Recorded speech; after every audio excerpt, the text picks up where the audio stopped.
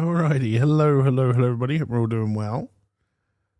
This is going to be oh, I did put it here. All right. An odd stream, probably a disjointed stream, but it's fine, right? It's fine. We're doing what we're doing. I need to test a few things out for Chats Chronicles because I kind of want to get one done. See if it's even something that I'm going to enjoy doing, or it's another idea to throw in the bin. There we go. I know words. But yeah, I hope everyone is doing well, is having a good, what are we, Wednesday today? Wednesday so far. I was a little bit panicked this morning because I had an email. Have you got time this morning for an urgent call on the LRK project? And I was like, shit, they're cancelling it. It's done. It's all over. They don't like all of my stupid ideas, and I've joked around too much. Really quite panicked. Dear, it wasn't that. It was because we're not having a meeting tomorrow. It was an interesting call.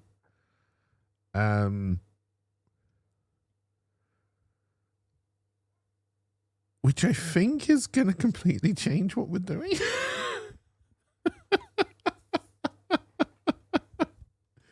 They're confusing me more than they used to. So, yeah, that's going to be kind of interesting to track back from and kind of think about. So, I put, it was either yesterday or the day before, in the kind of Teams chat that we've got going on, where I kind of have to put on my work so they can see what I'm doing and what's going on and keep track and all that kind of stuff. I floated the idea of adding a supernatural element to the story, and like that has just gone down gangbusters, and I said it as a joke.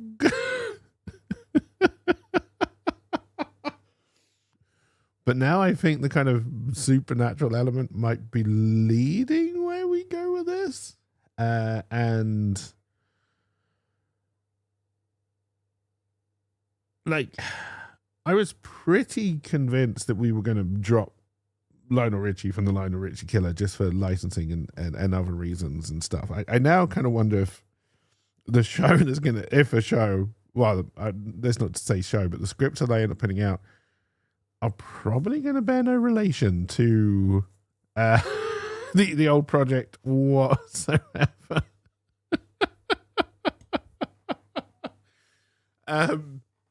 So yeah, like I say, it was an interesting call. It wasn't that we're pulling the rug call that I was half expecting when I had this kind of emergency email come through at 6 o'clock this morning.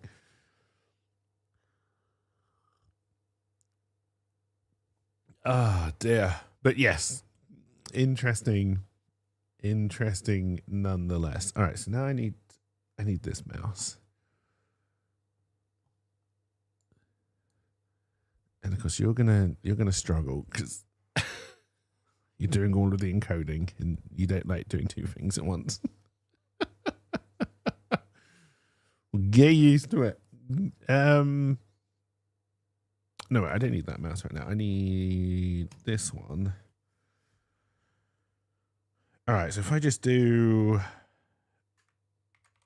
I have to remember that I've got no checks in place, that if this goes wrong, it won't just say error or whatever the hell it's going to say. But I think if I do this, the health on screen should go down. You are a professional, Boss Bird. Eventually. Okay, good. I have to remember the exclamation mark. And then if I do plus, it should go up by 5. Okay. It's all working so far. All right. So with this one, if I take it negative, will it go into negative numbers or will it error out? It's saying 40 for some reason. What is it actually saying in here? Okay, I don't know why you went round to 40.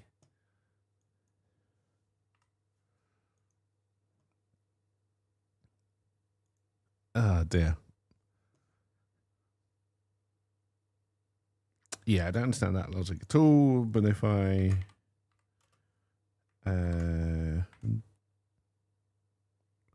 do a plus, it's gone up to 40. Okay, I must be adding.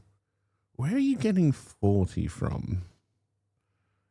And why am I then not setting the thing correctly? Also, sanity is not going to work correctly. Just looking at this as well. Okay, so the health is working. Make my day. Hey, Road Dog, how's it going? Welcome. Hope you're doing well. Mana, on the other hand, is not working.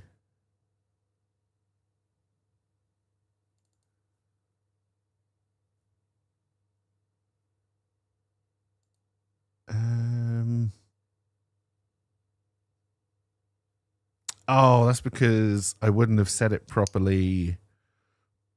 When I set it manually, it's not setting it in all of the various places. That's why. All right, so if I do MP, so what are we on at the moment? Okay, that's taking it down to 0. That is updating it correctly there. So if we then do, if I do -5 now that, no, now that's actually 0, will it go into minus numbers? Yes. Okay. All right. Yeah, I'm doing all right, Dog. I'm doing all right. Like I said, had a emergency call on the Lionel Richie Killer project today, which came out of nowhere, and I was very worried they were cancelling it already. That's not what's happening, but I was a little bit nervous waiting for that phone call. I say phone call, no phones were involved. It was all on Teams, but you know. All right, so then let's get you going to.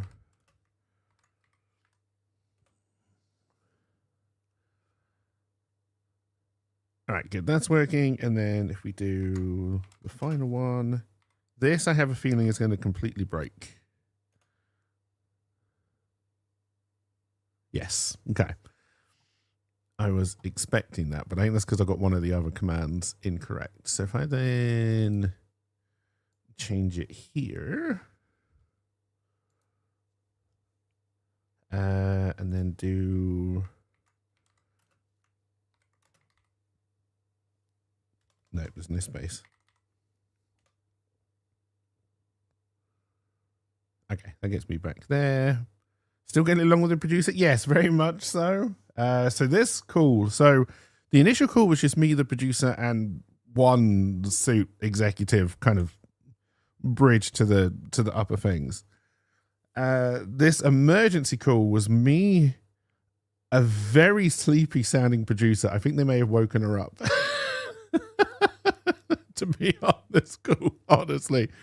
And 5 people representing the higher ups again. So when I first went in, oh my God, like one of these is probably HR, so they can make sure that they just get rid of me nice and easily and all that kind of stuff. I was very, very concerned when I saw there were so many people joining this call.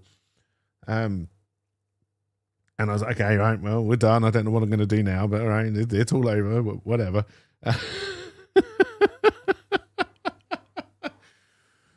But no,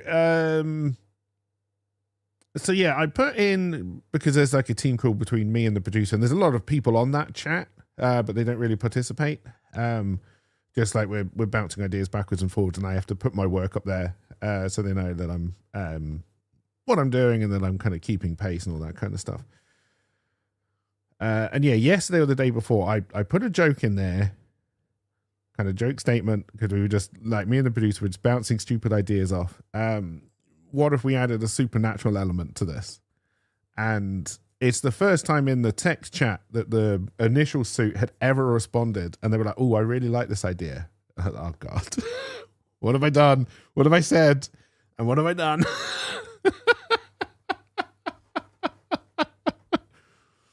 Oh dear. So now they want more of a supernatural element to it. ALP, how's it going? Welcome. I hope you're doing well. So, that is going to completely screw everything up. I have no fail saves on any of these commands at the moment. That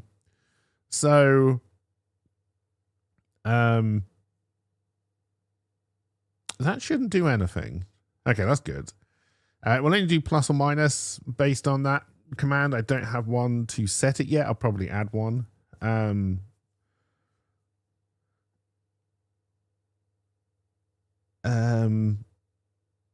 was I talking about?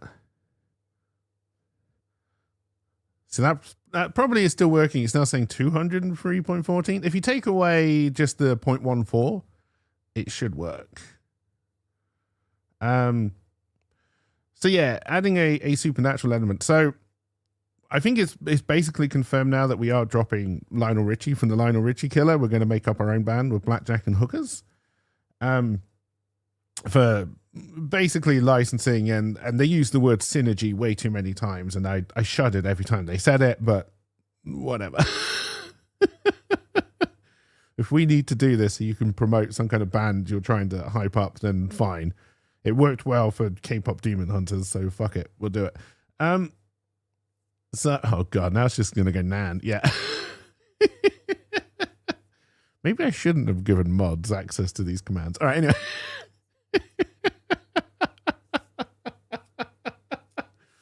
Oh dear. Like I said, I didn't put any fail safes. Like, it shouldn't accept that and it should just carry on, but I didn't put any fail safes on these. And yeah, there is no reset, which I think is probably something I need to do for like when it goes wrong. What were we talking about?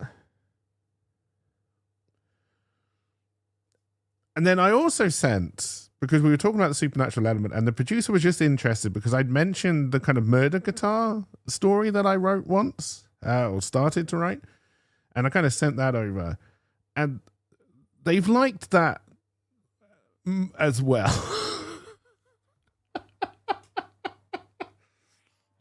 So I think the project that started off being the Lionel Richie Killer is going to end up having nothing to do with Lionel Richie Killer at all. I really don't. I think I'm going to be working on something completely different. Oh dear. But I'll still be working on it. And right now, that's the most important thing. Ah dear. Murderous Musical Melodies series. Oh dear. Because one of the other things, so one of the other suits who was on the call today, because what they said, and again, they're not forcing me down this route, but I think more or less they really are. They clearly want a more fantasy series, because they're aware that there's going to be a lot of like Lord of the Rings, Game of Thrones, other kind of stuff, probably coming out at around the same time, if this goes on the timeline that they've got internally, that this would be ready to go out. And they're saying that they don't really have a decent competitor. I think they must have gone through... I did see a big spike in traffic to my Patreon site over the last couple of days. So I think maybe that link may have gone to them internally, and I think they may have been reading like a lot of the stuff I started for March Madness. And I think they're kind of wondering if I could pull something more fantasy together.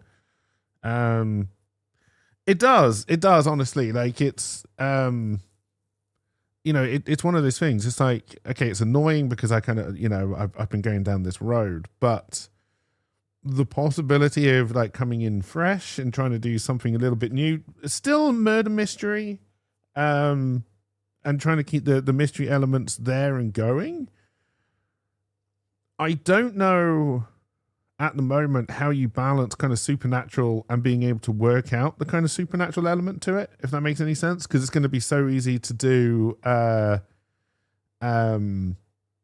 like a wizard did it kind of nonsense, and I definitely don't want that. Like, if we're going to do fantasy supernatural magic, the rules have to make sense that you could be a kind of magical detective kind of thing, right? Supernatural detective. But not only internally, they have to be explained to the audience in such a way that they can also make those same leaps of judgment and conclusion as well. I have no idea how that's going to fucking work. But yeah, we're not having a phone call tomorrow. So I won't kind of know probably the final approach they want me to take until next week. But yes. Yeah, there probably would. Yeah, I think there will be a stream tomorrow. I don't know what we'll be streaming, but yeah, I think there will be a stream tomorrow. And then I said yesterday, I'll put this in the update video. So I finished editing Annabelle 2 Electric Boogaloo, and I've thrown it in the trash, basically. Not 100% in the trash. Like, there's still a good idea there, but how I've put it together and how I've tried to cobble like a very long story into one much shorter story, it's just not working. And I honestly don't want to put any more time and effort into it right now. So putting it on the back burner. So what I've started working on instead, because, you know, I need to have at least 3 things that I can work on and not finish rather than just one. It could be Diablo. Working on Necromancer's Journey again. Kind of picked up what I'd already done. I've been reading through it. Already kind of highlighted areas where I think I can go like a little bit deeper and that kind of stuff. So yeah, I'm going to be resurrecting that as kind of my second sideline writing project going forward.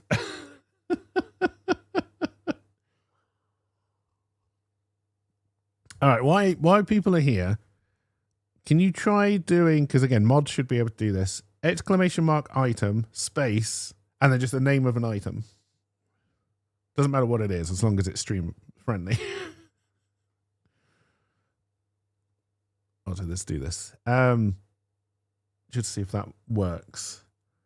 All right, so I need to fix sanity, which I kind of need to do here.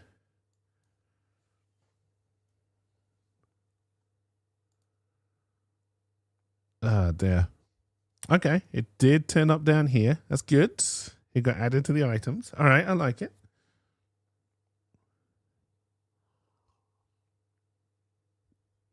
There's Rye Dog's flowers.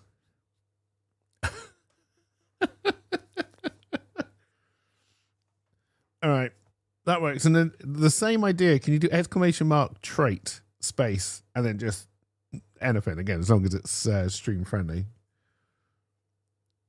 And then hopefully that will appear under traits.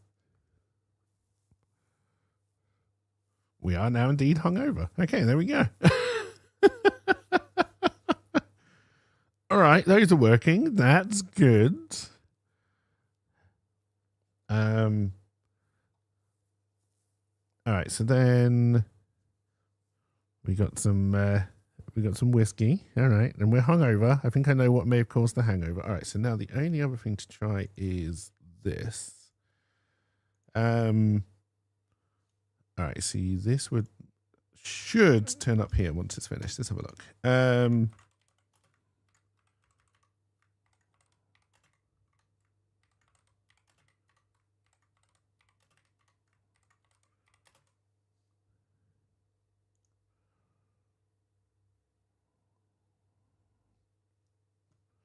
All right, I think the fact that it's not there is a bad sign. Now, is that because... No, there is poll end and poll start.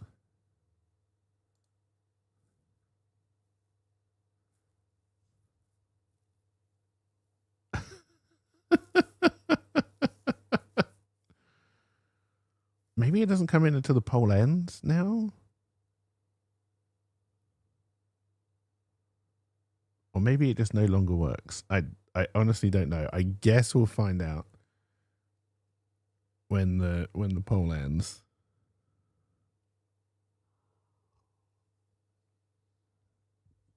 Dear. Addicted to bad Blizzard games. I think they're the best of the worst, though, right? At the moment. And that's not an endorsement. I just, Okay, you did not work at all. Why did you not work?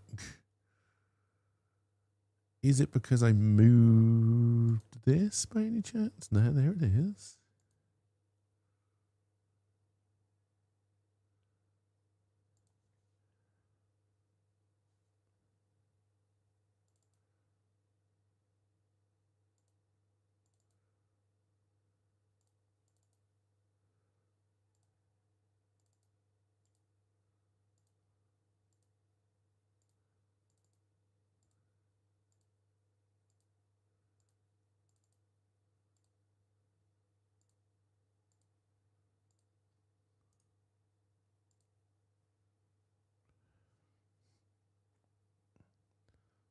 All right, but you are definitely not working.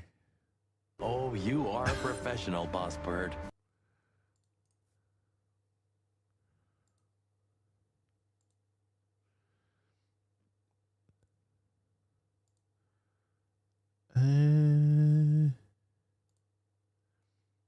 That is confusing me. I'm not going to lie. I don't know why it's not working.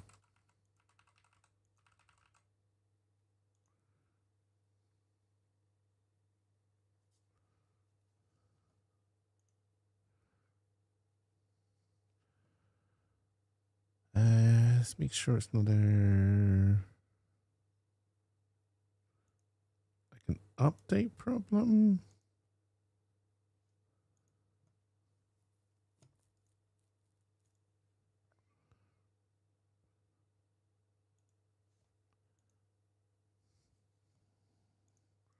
Why aren't you working? You should be in here. Wrong section.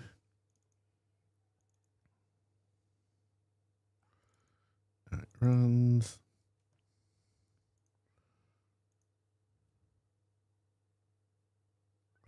Okay, it is writing to a completely different file.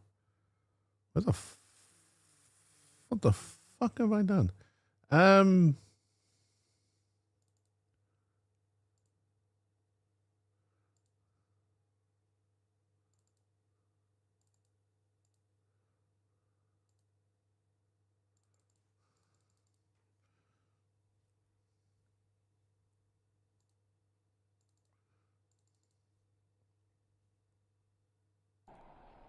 Disappointed!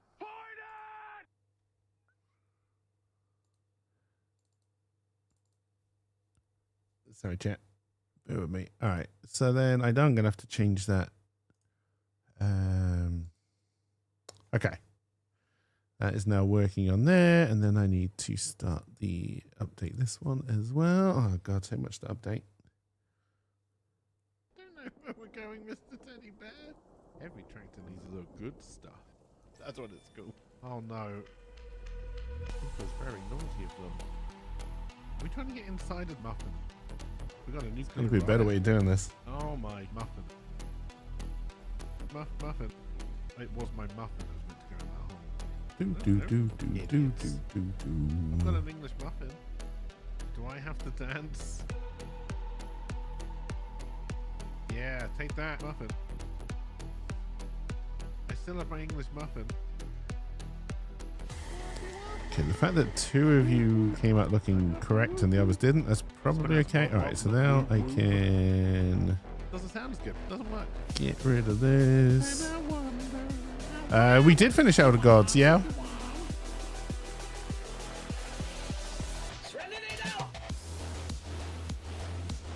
All right, so now... Let's go over here. All right, so I'm a proper muffin. Stop putting my muffin in things. $20 hook and Okay, time. this is looking better. Hook and time, where you at? I did enjoy the Outer Gods. Yeah. I thought the puzzles by and large were quite good. Beef on a muffin. It's going And then through my English all right, muffin out of I think muffin. I need it if I to- do, Ramming things faster just makes a bigger mess. That is exactly the response if I show if I someone just my do English SB muffin. plus 0. I regret that joke. I'm stuck in a There we go. bewildered muffin.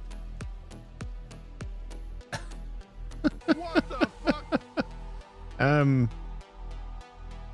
Yeah, I thought it was quite good. I thought the story was okay.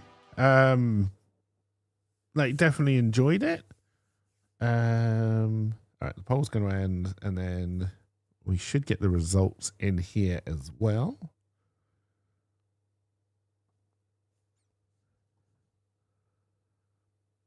Okay. That did seem to work. That's good. I know what I'm doing. Sometimes. Not most of the time, but sometimes. Yeah, I definitely enjoyed it. I don't know how much it is. But like if it's around like the 2025 mark, then I think that's perfectly reasonable.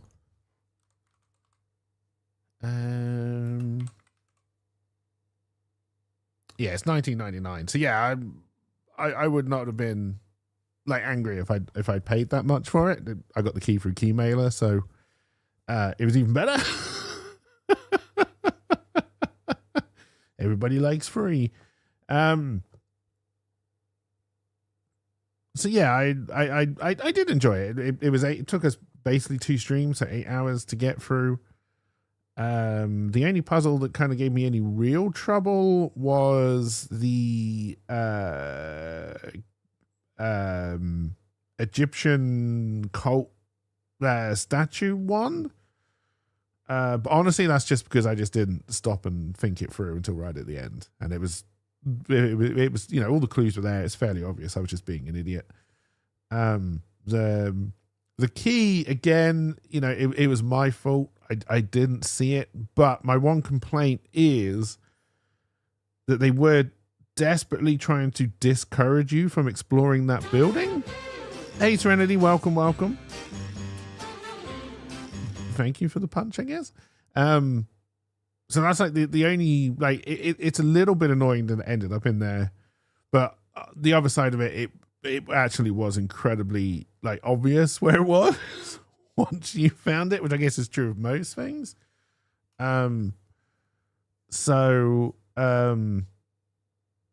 Yeah, like I think everything that frustrated me about it was largely my own fault. There's obviously a different ending I can do if I wanted to play through it again. I feel I've explored the story. I don't think I would want to play it through it again. But that's not to take away from the game itself, because yeah, I think it was very good. I thought the puzzles were good. The characters were kind of interesting. They didn't get on my nerves, which is honestly in this day and age, I think a massive plus when it comes to character design. Oh dear. And I think the guy looked a tiny bit like the Stephen Colbert with a beard. So, that was nice as he's going into his final show week. Ah, dear.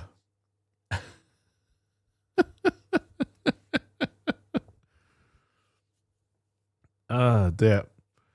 All right, well, everything seems to be pulling in from Twitch, etc., when it should now. So that's good. I still have no idea how this kind of idea is going to work in reality, but I won't know until I try it. Also, I had no idea how many Despicable Me films there were. Because I watched Despicable Me 3 the other day, and it was terrible. I had no idea they'd done a fourth one already. I knew about one Minions film. I didn't know there was a second Minions film, and I didn't know there was a third Minions film coming out this year. Which, as far as I can tell, I looked at the plot outline, completely contradicts the plot of the first Minions film. But apparently people don't care about that kind of shit anymore. I've also been reading the reviews of the new Star Wars film, and my God, have they been scathing, which probably means it might be quite a fun, simple little Star Wars romp. But the reviews have not been kind at all. Ah, dear. I'd enjoy it. I don't know. Like, I honestly don't know. Like, so, because I mean, I got bored of The Mandalorian and Grogu. You know, okay, Grogu is incredibly cute. But other than that, it's fine. And as far as I can tell, again, just reading the reviews, it looks like they've just taken 3 episodes of what would have been season 4 or 5, however many seasons they got to, smushed them together with some Clone Wars stuff, because old Dave Filoni is in charge now, so there's got to be Clone Wars and everything now. And then tried to make a movie out of it. And yeah, apparently that is exactly what it feels like.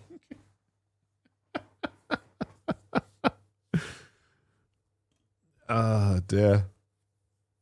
I'm sure it will do well, though. I mean, I think just Grogu alone will get a lot of people in the door. He is a cute character, a likable character. The Mandalorian has taken his helmet off way too many times now for that to mean anything, honestly. But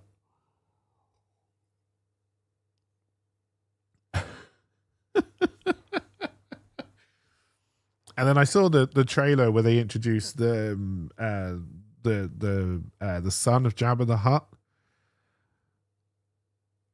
I think it's an interesting choice that they've made him incredibly chiseled.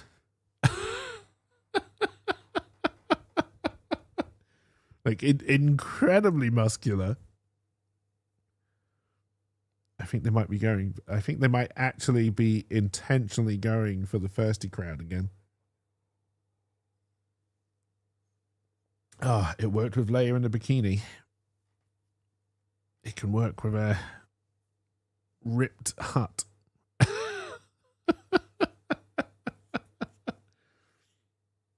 But yeah, I mean, it's definitely not a film I would go to the cinema to see, but when I can watch it for free somewhere, I'll probably end up watching it. Oh, that reminds me, actually, talking about commands. There was one more thing I need to check.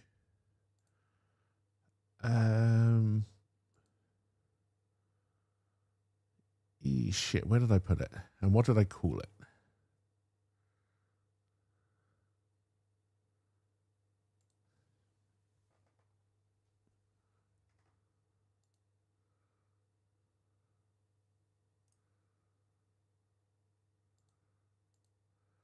All right, and then I also need to go into platforms. There we go.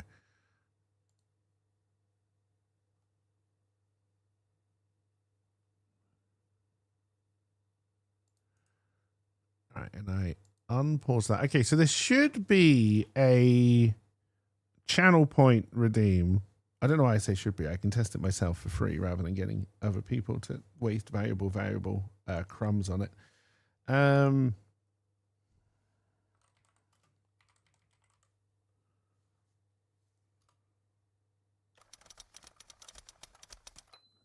Test message.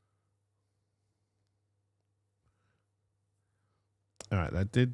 Oh, did I turn off all of the other bits? I may have done.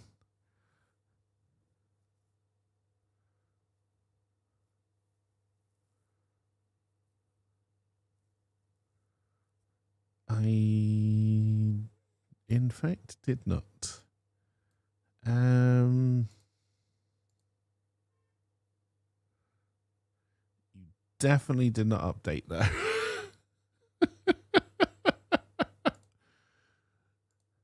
It's fine. It's fine. Everything is fine. Oh no, because that only gets triggered on message. Shit. I need to do Twitch.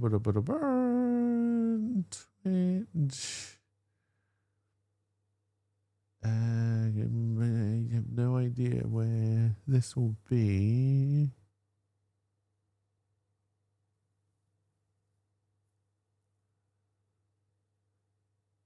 Let's just go through this in order. Okay, so it's not there. It's not there. I believe it's this one. We want that to be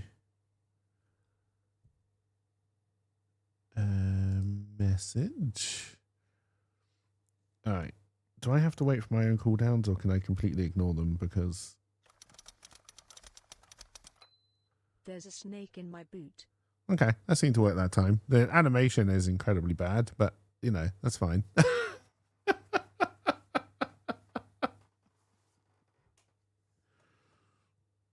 Oh dear. Damn it, Jim. I'm a streamer, not an animator. Or something. All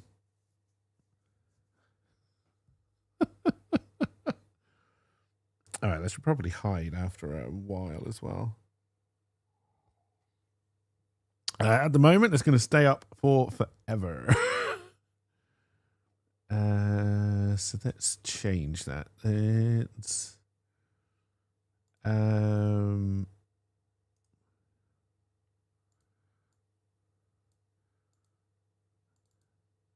all right, what's a reasonable time? Like 30 seconds, which I think should be Z. Ow. All right, so let's hide it. Hello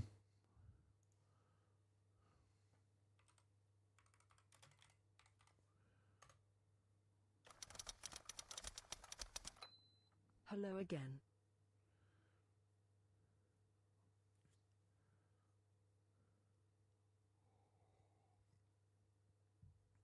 All right, and now we wait.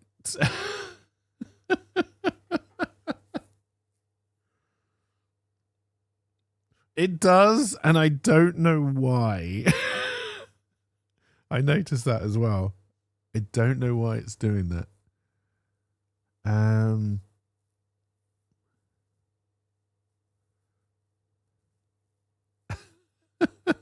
All right, it went away. Okay.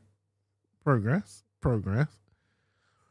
The main point of it is the text to speech, I will be honest.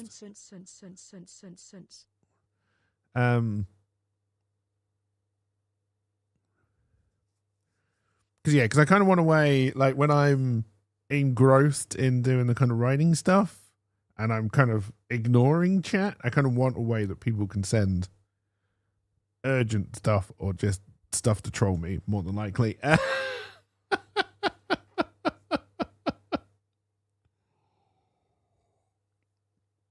Oh, dear. I'd still ignore you. I never ignore you, apart from all those times that I did.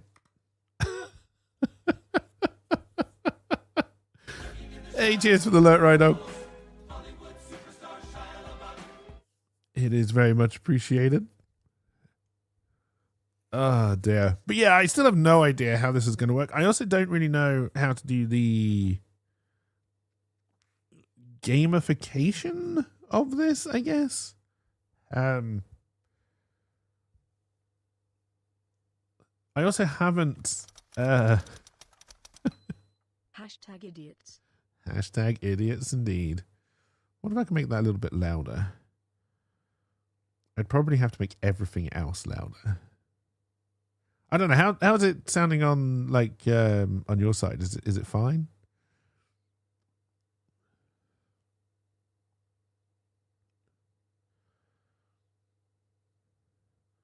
Also, I think the typewriter might go over my face, but that's fine.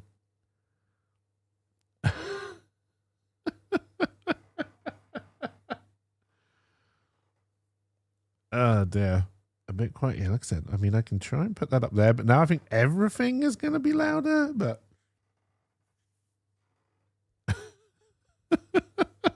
well, alert wise is going to be louder. So the last thing I need to work on is the sword on the side. And that's going to be very complicated. Because,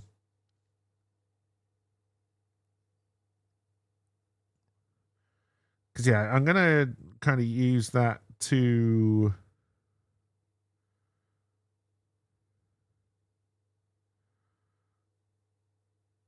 My brain just died. What am I trying to use it to do? My brain was just like, nope, I'm giving up on that train of thought. See you later. See you later, buddy. It's been fun. It's been a fun 43 years, but no more brain for you.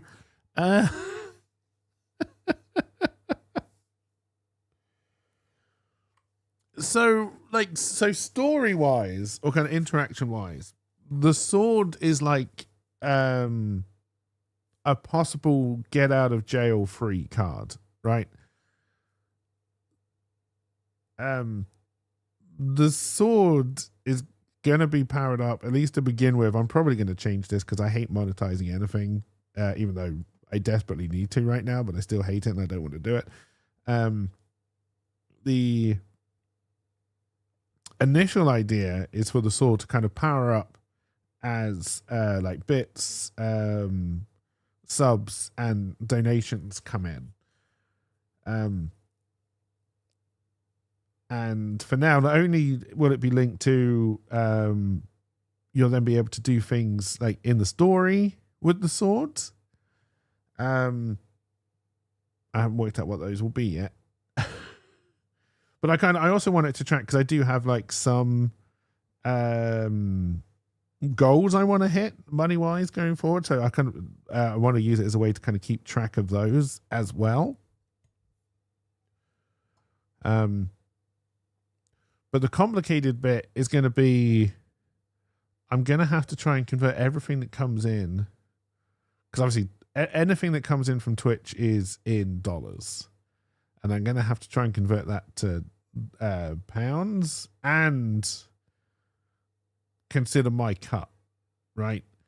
What actually comes in. So bits is fine. It $1 is $1, and then we can kind of take that and convert it to GBP with some complicated maths, and then fill up the sword that way. How far did I get with the sword? Did I start working on it at all?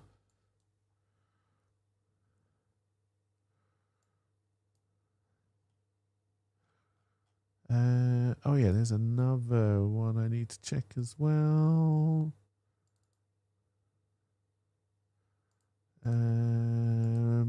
But I need to go to... One moment, please.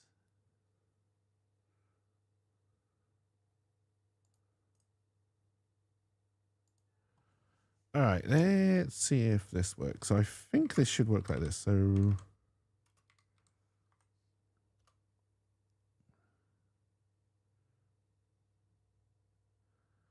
Okay, that's clearly not how it works, because I asked to roll 1d6 and it rolled a 10 on a d16. I don't really know how you work that out. Shit, what have I done wrong there? I've done something wrong. So I think if I just do roll, it should default to a d20, right? Let's see if that works. Okay, so that thing works. There's an API endpoint to get the currency conversion rates of currency if you want to get fancy. I don't think I would go that far to begin with. Like, I don't even know if it's worth doing the conversion, honestly, or if I just have it go up just based on what comes in. It will then, it could get confusing because like if donations come in, they're normally in GBP, which reminds me, I need to keep an eye on how Stream Elements is doing because I may have to change my donation link back to Streamlabs.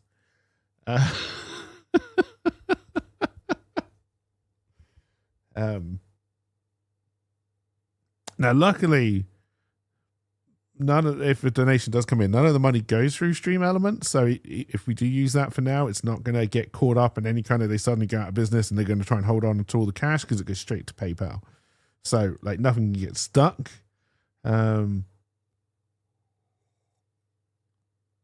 Yes, that's the thing. So the rates are based on when I get paid, right? So yeah, I just wonder if, rather than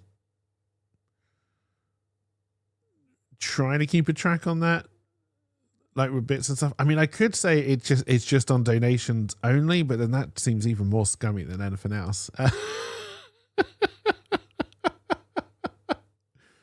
Oh dear. I'm not gonna lie. Like I hate trying to monetize stuff. I absolutely fucking hate it.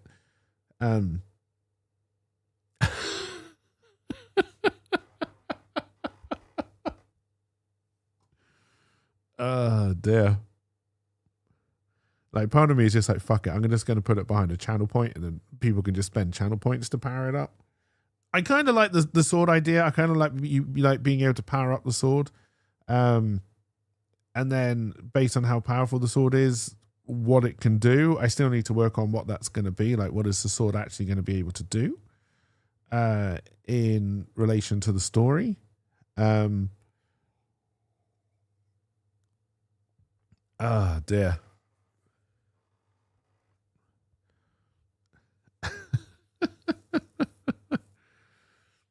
Because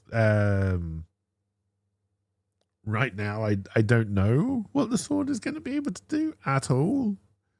Because I'm just kind of working on the other things. I'm hoping the symbols kind of underneath where the numbers are fairly self-explanatory. The heart is health. I think that makes sense. The blue one is meant to be mana.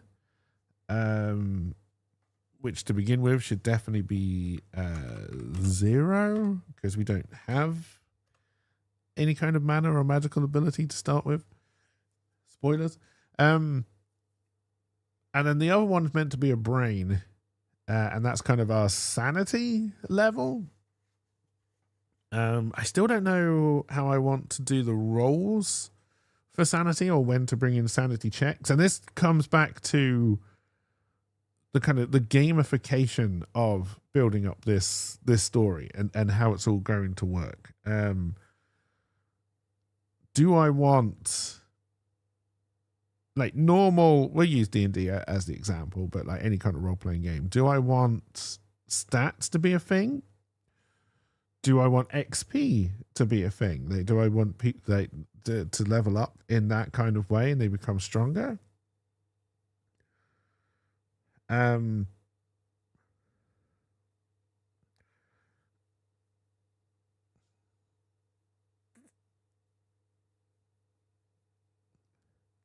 yeah, I also shouldn't be speaking into a microphone while covering my mouth, but this is my thinking pose.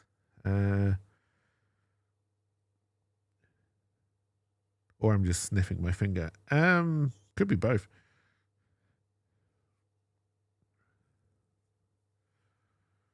Yeah, I don't know how much of that kind of gameplay side I want to include. Like obviously, there's going to be some kind of leveling up because being able to increase your hit points and that kind of stuff.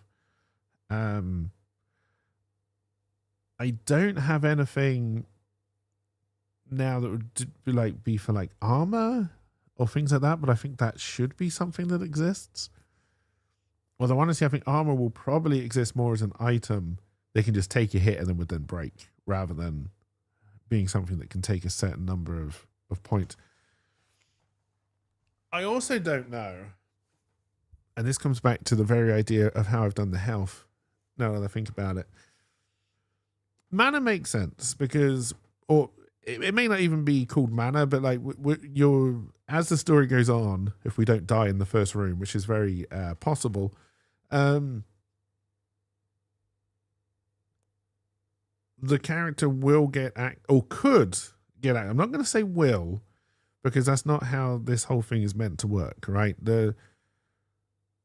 This is a seat in your pants type adventure where there's really no set rules. Okay, we got a set goal, which is our dog Rufus has fallen into a what we assumed was an old German bunker, and we've gone down, and we're going to find out it's not old, and it's definitely not abandoned. And you know, the main impetus for the story is we're going to try and find our dog, but we're not John Wick, so it's not going to be as easy. We may end up as John Wick, but we definitely don't start as John Wick, so it's not going to be that easy. And cheers for the lurk, LP. And I also want it to be that kind of nothing is off the table, as long as it kind of makes sense. We're also going to break a lot of rules of storytelling while doing this, right? Like, one of the things you should never do in storytelling is the kind of and then kind of stuff. I imagine that's going to be quite prevalent in this, especially as we start. Like, I'd imagine a lot of what we do is not going to necessarily move the story forward in that kind of cohesive, coherent way. Again, it's kind of more like gameplay, right? You might end up walking backwards and forwards until you finally work something out. I also don't know. There's a lot of things I don't know.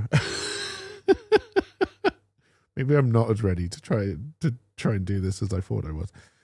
I also don't know how I want puzzles and combat to work.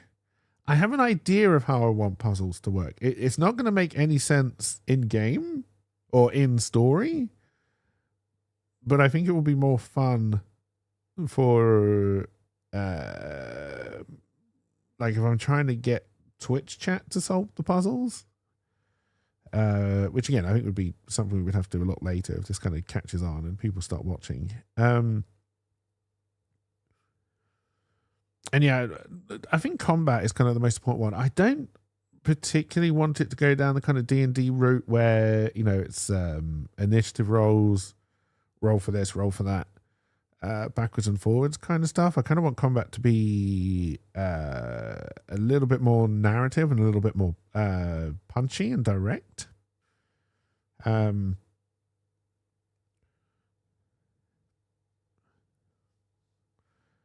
Because I think by and large, even though for the hero, I'm going to give them a health pool so they can take a few hits, most of the bad guys, and again, we're going to come back to kind of like the gamification of it. Most of the bad guys will probably be one-hit wonders.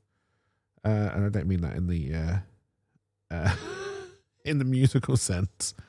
But, you know, land a good hit on them and they're probably done. Bosses will be different, and I think there will be kind of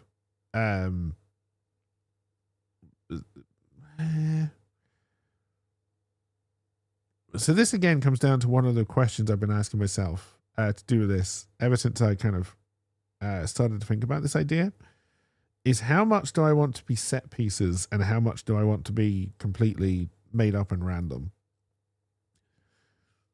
I think for the first thing, we're probably going to do mostly made up and random, just kind of going where the kind of beats take us and trying to keep up, and go through it that way. I think if I was going to do this on a larger scale, I think I would want set pieces. I think I would then probably put those set pieces either behind some kind of gate, like we can't get to them until we've done this, and this. Or on a roll table, right? To me, it's kind of interesting that we would have a number of bosses, kind of think of it like a roguelike adventure, right? Like there's a number of bosses you could fight when you get to the end of the floor, and bear in mind this isn't some kind of underground Nazi complex. So, and again, coming back to the gamification, I think end of floors things are probably going to be part of this. And then having a kind of like a list of bosses you can then roll against, I think is kind of interesting. And then like there's the kind of more set pieces that can kind of just kind of be run. I think that's probably the best way to do it.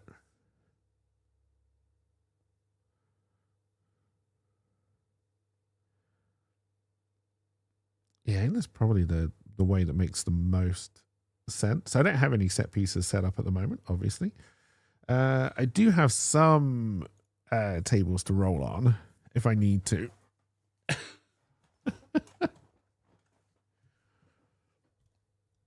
If the need arises. All right, so with this roll command, because it wasn't doing what I thought it should do, if I leaving a space doesn't really make sense. Maybe that's how I did it though.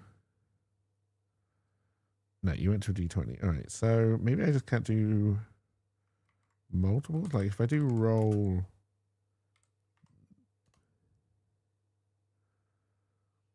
okay, that rolled a 6.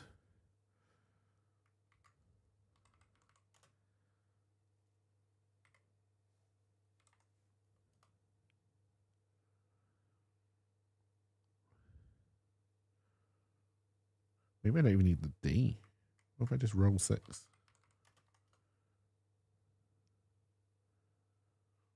Okay, I think that's probably where I'm going wrong then.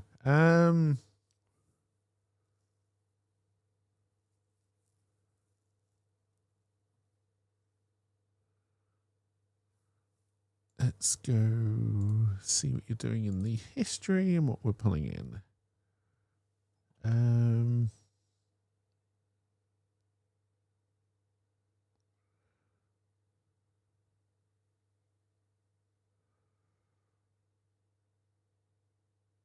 Do.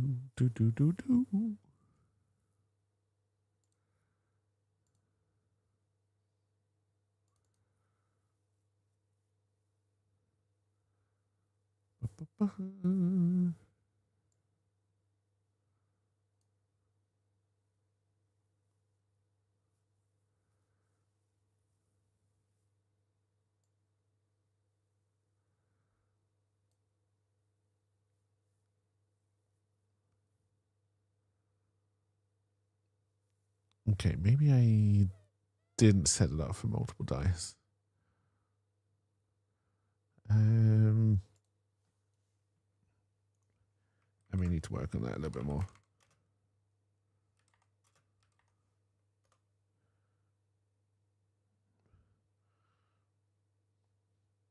Okay, yes, I think I need to work on that a little bit more, but that's fine. It'll get the basics done. If I want to ask for a roll from chat, okay. It's not particularly fancy, but we'll hopefully get the job done.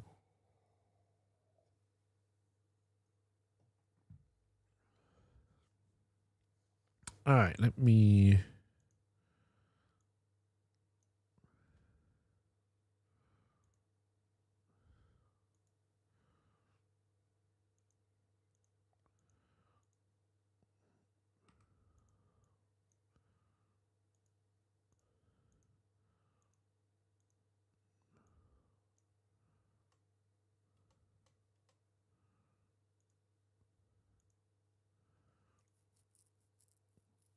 All right, this isn't looking particularly correct, and I'm worried about where it's going to put them if I try and add something new now. But I did want some starting items. So again, we have taken our dog for a walk. It's run off. So I think we can imagine that we have a dog lead. Okay, let's get that fixed. And then what else? You're probably going to have your mobile phone. Sorry, I'm British, so it's a mobile phone, not a cellular phone or a cell phone. No, I had to do item. There we go. Forget my own fucking commands. That was early in the morning. Would we have taken our wallet with us on this walk? I don't think so. All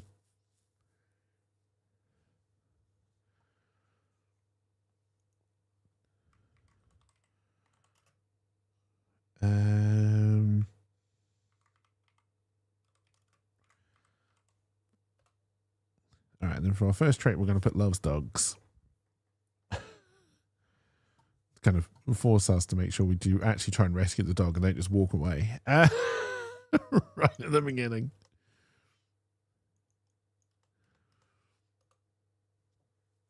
All right, so let's try and imagine that I was kind of doing this for real. So you see kind of over here, kind of put a breakdown of how I intend for this to go.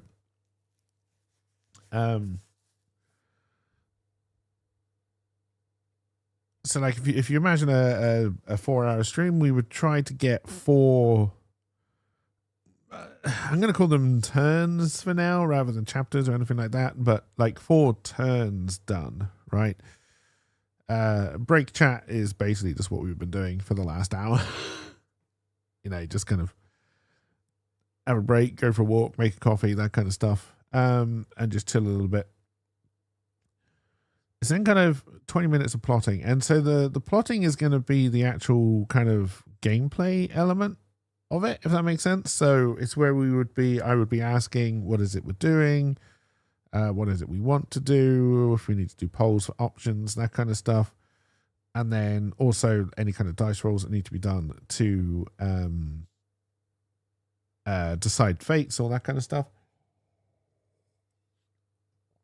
I would make incredibly rough notes, and then there'd be like 30 minutes where I probably ignore chat and kind of write up properly that section we just did. And then rinse, repeat is kind of how I imagine it going. Again, haven't tried it. Don't know if this is going to work.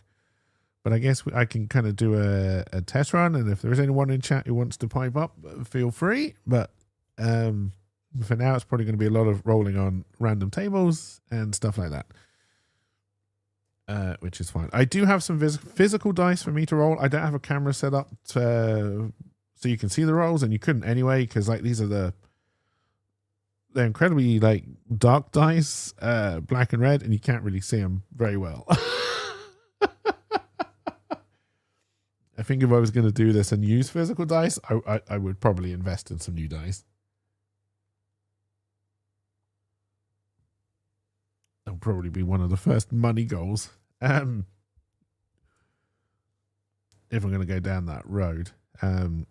Which I might, again, if I'm going to do the money, like a kind of fundraising one, it would be a special long stream, probably a few of them, and we try and do like a full adventure.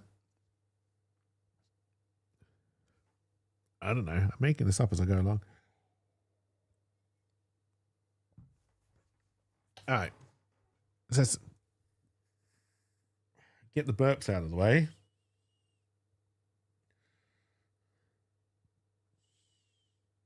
Are we done?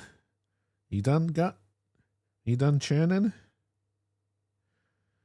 Look, I know you're hungry, but just deal with it. We've put on way too much weight again recently after we'd lost so much.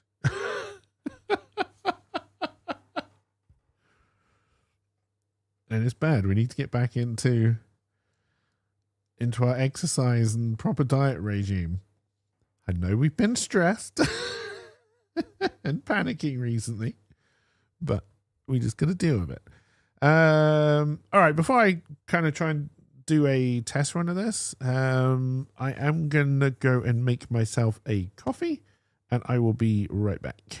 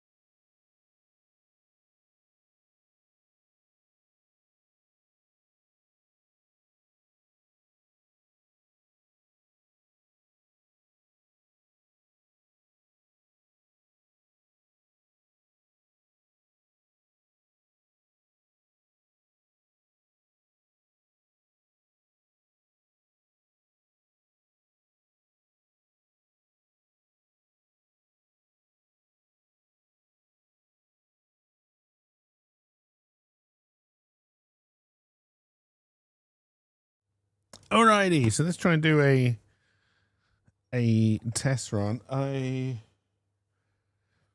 don't know where my notepad has gone. Although really I do want to try and make notes on screen. So I guess we'll ignore that for now and try and go on. I did kind of just want to write down, what are we about an hour and 8 in? Something like that. Okay. So yeah, just going to do a test run. Like I say, this is considered the plotting stage. So if you want to chime in, give ideas, disagree with what I'm saying out loud, feel free. But for now, let's just kind of go through what we've got so far. So the story begins. It is the year 2026, and you are taking your dog Rufus out for a walk along the cliff path to Guernsey. The dog runs off and falls down an open hatch into what you assume is some old German bunker from World War II. You have no idea how far down the shaft goes, but you do see light coming from the bottom, which you find slightly odd. There is a ladder going down the shaft, which you notice looks surprisingly new. As you stand there pondering what to do, you hear voices approaching you. You are not sure why, but the voices scare you, and you feel the need to try and rescue your dog before the voices get here. That's such bad storytelling, but fuck it, we're sticking with it.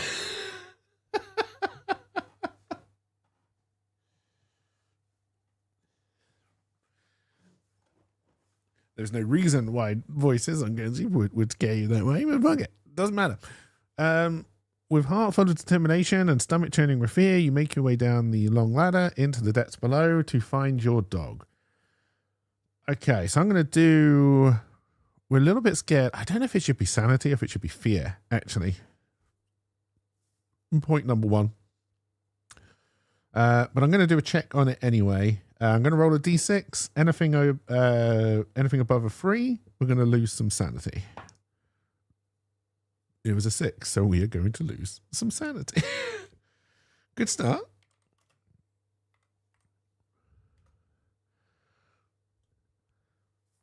All right. We're still pretty sane. We're still very much in charge of what we're doing and our actions, so that is fine. So we're going to then start on turn 1. So we've gone down the ladder. The entrance is a small room with space enough for one person to stand comfortably. Lights run down the latter half of the shaft down to ground level, meaning where we are now, which is clearly deep underground already. There are 2 exits, the ladder up or an open heavy metal door leading to a long hallway. Okay, so we now have to decide what it is we're going to do next. I think the first thing I'm going to do is... I think we have to assume that the approaching... Do we want to assume? There are 2 things I want to know. If I'm this character, there are 2 things I feel like I want to know. One, are people about to climb down the hatch? Right? We've already discerned that if you're looking down from the top, you can't really see the bottom. So as long as they're just at the top, they're not going to see us. Are they going to come down? Therefore forcing us through the hallway. There are 3 things I want to know. Is Rufus down here with us, the dog? Could this be an incredibly easy rescue operation? He's here, we scoop him up and we just climb up. Do we think the voices are going to come down the ladder? And obviously, what is in the hallway?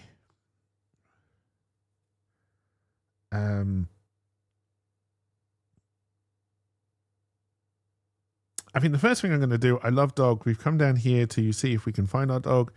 We're going to search for Rufus.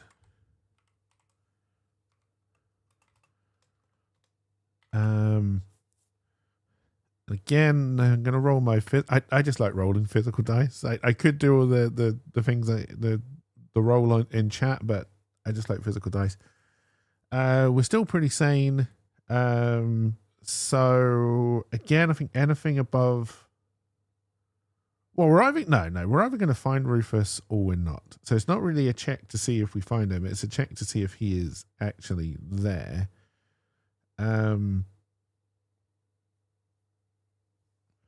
All right. He is not. All right. So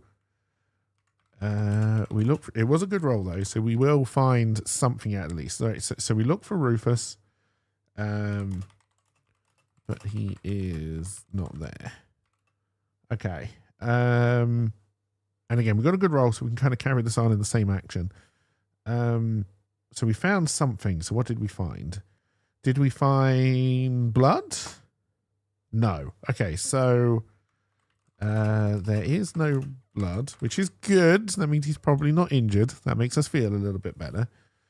In fact, based on that, I'm going to do a little sanity check, see if that makes our sanity go up. It does not. Okay, so there is no blood, but we did find something. So what else can we find that a dog might leave behind? Footprints. Yes. Okay. But we do see muddy paw prints leading Dwan. Yes, leading Dwan. Leading down the hallway. Okay, so Rufus, the incorrigible canine, has decided or has wandered down the hallway. So he's no longer in the entrance. He's wandered down the hallway.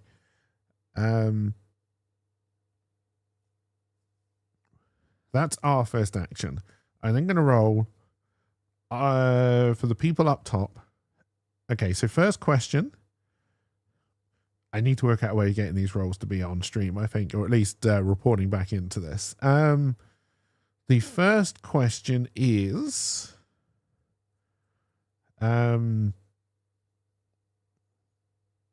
we heard voices. I guess the first question that we're going to ask, kind of outside of character, this is kind of me asking rather than the character asking, is I probably also have to be more aware of when ad breaks are on if I'm going to try and do this kind of thing. But anyway, that's fine.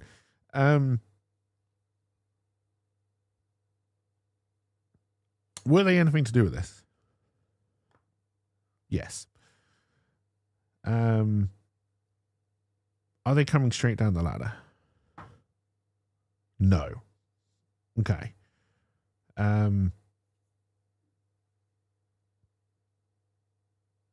Can we hear their voices coming down the shaft? Yes. Okay.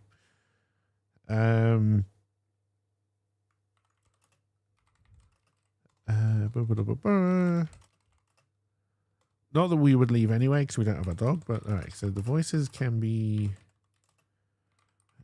coming down the shaft.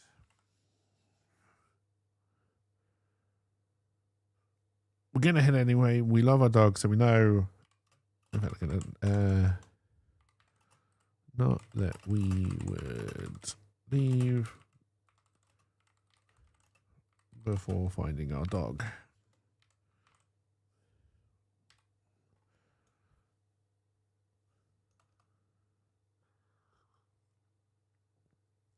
All right, so I think our next action then is we're going to look down the hallway. We're going to be able to see down the hallway, so I'm not going to bother rolling for that.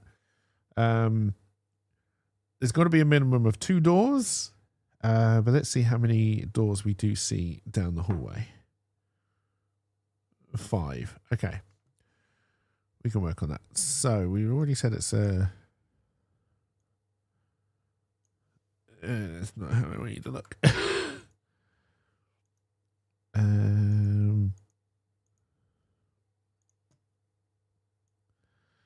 It's also not where I want you to go.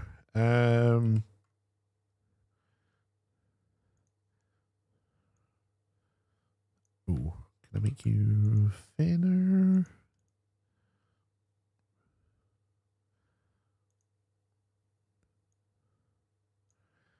All right, so we know it's a long hallway. Ignore my terrible drawing on the map. All right, we know there is, so we can see straight away down the end of the hallway there is another door.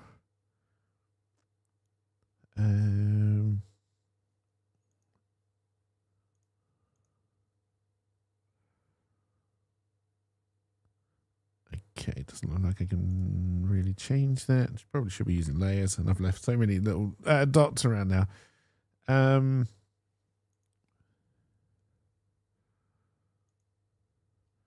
Right, so we know there's a... No, wrong one. That one. I wonder if you can turn lock to grid off. The grid seemed like such a good idea, but now it's honestly, it's annoying me more than anything else. Status unknown. And then we see kind of a door here. Stick to the tool that we were using. Door, I've really got to work this, but door here and door here. All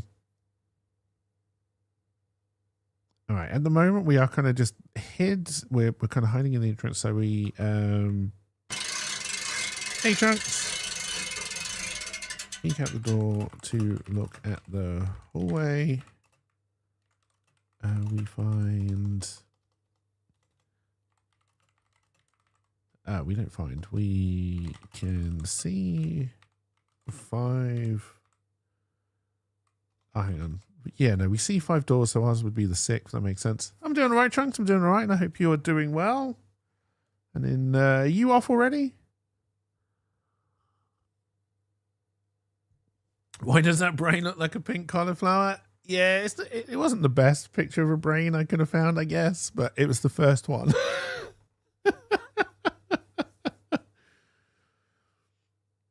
All right. Are any of the doors visibly open from where we are? Oh, it's your birthday or happy birthday? 1. Okay, so 1 door is visibly open. Let's do 1, 2, 3, 4, 5.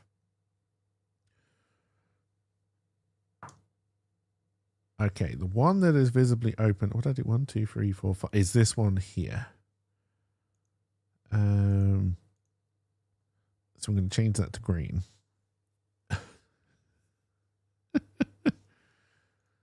Okay, so now I have to remember directions. It'll be the door to my right. The closest door to the right being open. So we can therefore assume that the rest are closed. We don't know if they're locked or anything, yada, yada, yada. What else do we see as we look at the hallway? Which might look a little bit suspicious. Okay,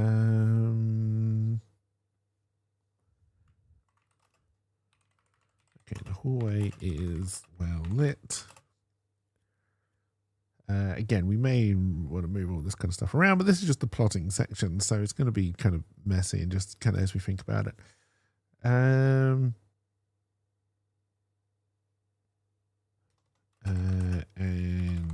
maintained. There are different colored lines running to each door along the floor. We have a word painted to match each line.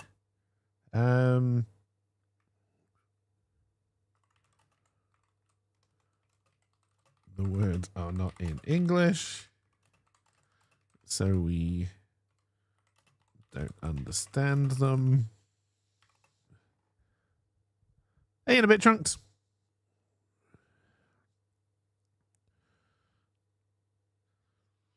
All right, so we are nervous. Again, we don't really know why we're nervous, but we are nervous, a little bit nervous. And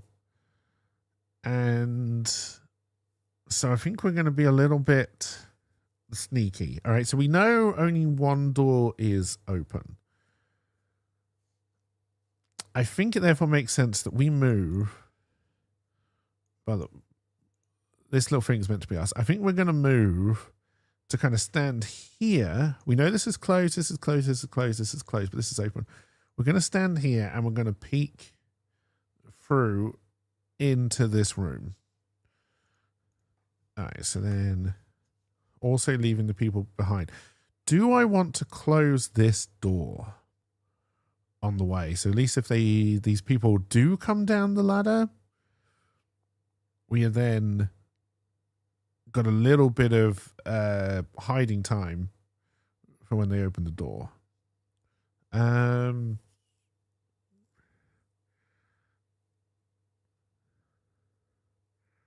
We don't know if that's going to set off any kind of alarms. You wouldn't imagine closing a door would, but it could. It does give us cover, so there is kind of a benefit to doing it. But I don't know if I don't think we're going to do it straight away. I think what we're going to do to begin with is just peek.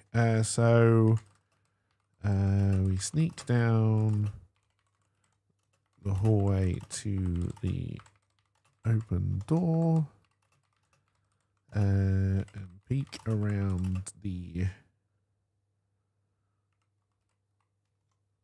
frame to look inside. Okay, so what do we see? We see what looks like a security room. I am rolling on roll tables. I'm not showing you the roll tables. There is kind of a set list of rooms that can possibly be on this floor. I just kind of remember what they are because I made the table up myself. So, all right. So we see what looks like a security room with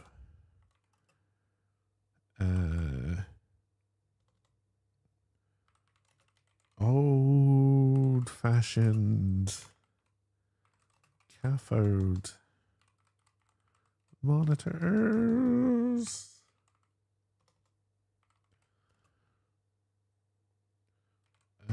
Showing black and white. Would we? I don't think we would see that. We probably would see that much just looking around the corner.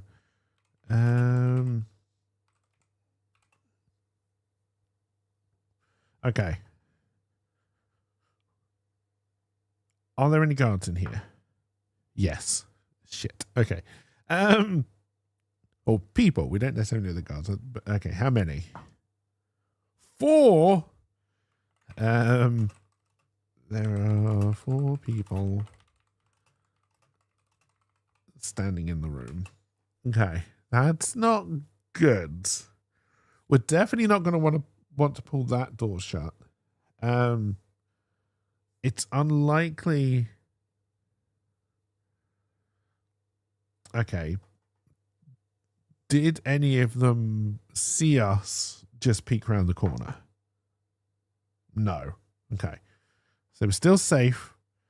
We've done a quick little look around the corner to see what's in there. And we've managed to capture quite a lot of information straight away.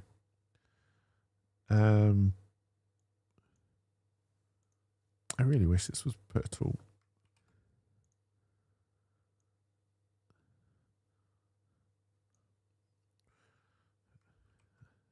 Still didn't get it right. There we go.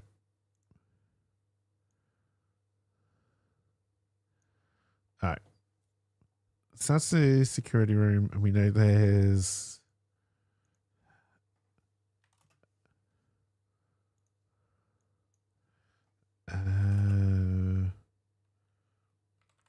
four people in it.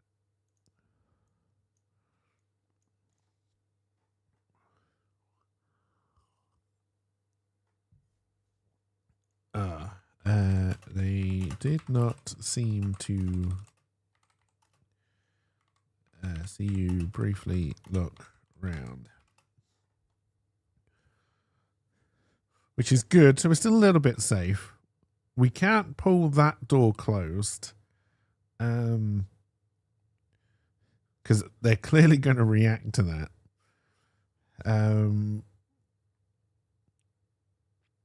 We can run back to the entrance, see what we can find there. But we got to find our dog. So I think as we look down the hallway, the other thing we want to do is, we know there are muddy paw prints leading out of the entrance. What which door do they go to, if any? So again, it's going to be 1, 2, 3, 4, 5, and 6 means the paw prints just disappear. It was okay. So the paw prints lead to this door right at the end.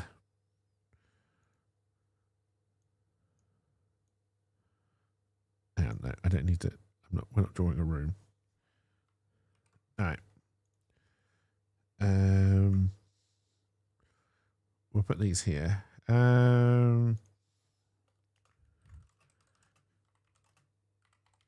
see the muddy paw prints leading to the room, to the door, sorry. Do we see the dog? Probably should have asked that first. No, we do not. But Rufus is not there. Okay, so I think our main goal then is to try and get through this door, see if we can find our dog. With that in mind, we are...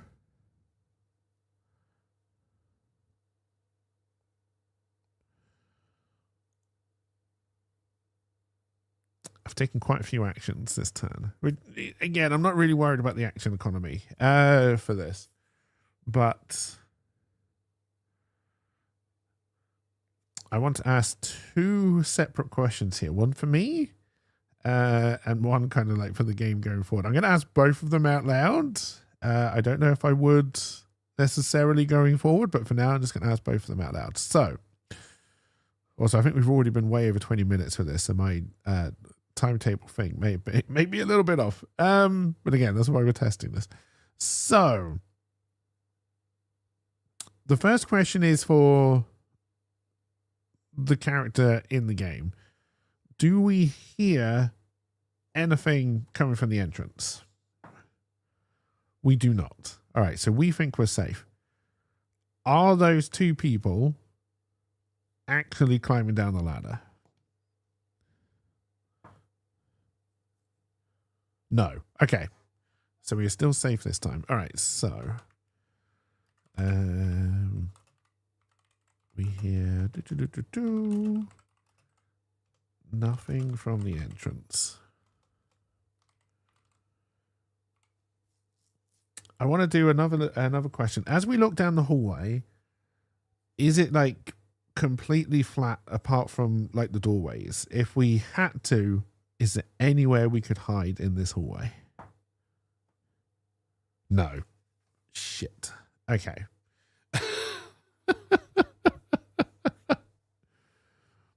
So we got some decisions to make here.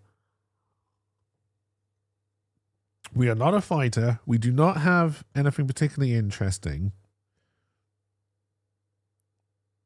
We could... I might try a test poll here. I don't think there's anyone around to answer it, but I might try a test poll here. So, what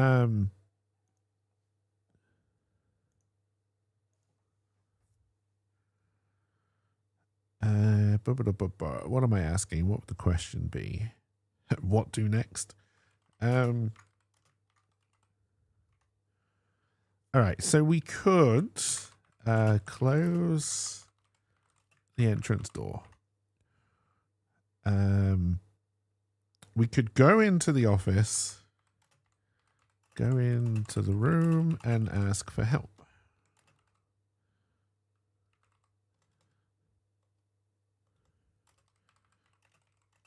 Okay, turns out there is a character limit, it looks like, on the polls.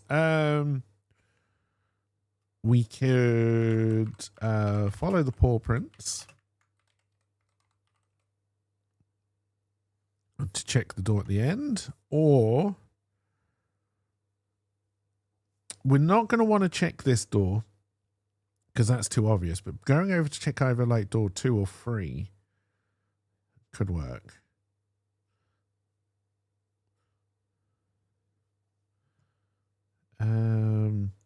I guess I'll just put a 4th option of escape. Gonna give up, but it's not something I think we should do, but just to kind of test this functionality, let's do it.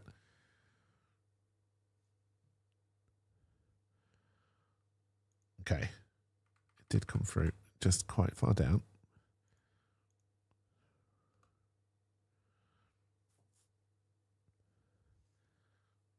I don't think I can vote on my own polls.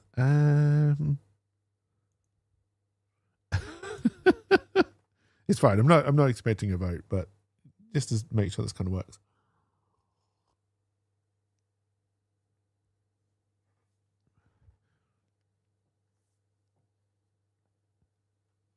If I'm going to try and do polls with 4 options, I probably do need to find. I guess we can do a roll of 4 in here to find out the answer when they all come up 0.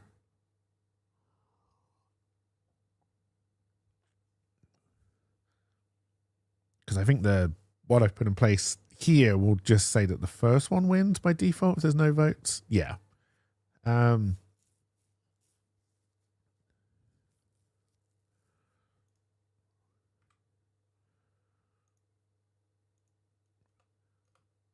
Okay, but we will change that possibly. All right, so we are going to follow the ball prints. All right, so winner by roll.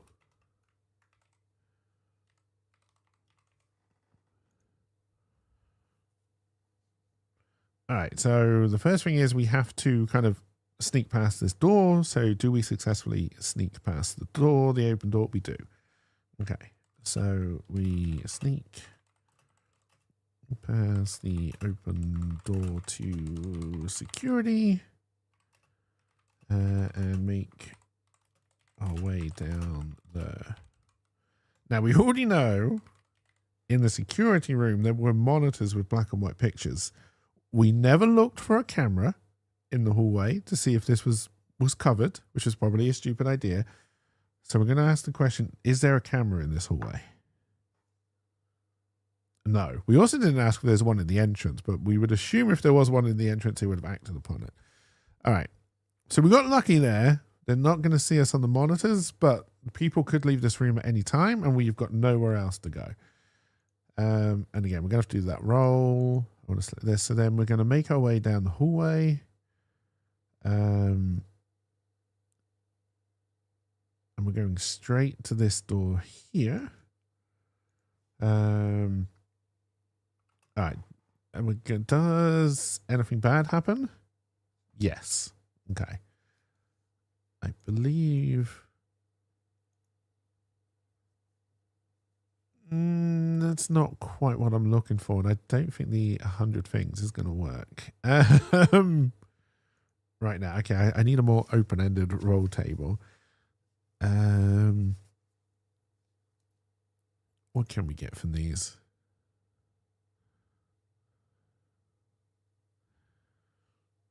Yeah, none of these make sense for going into this room or down this hallway. All right, so realistically, in terms of the story, what is something bad that can happen? There are, I think, 3 distinct possibilities here. We know something's going to happen, so we have to roll for it. Some people come out of this room and see us. The 2 people come down the entrance and see us. One of these doors opens.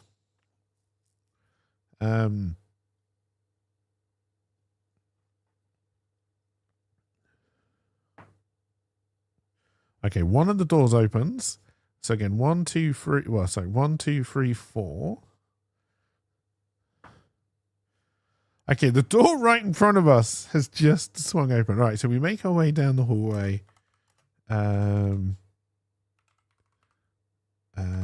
Following the paw prints to the door at the end. Just as we arrive,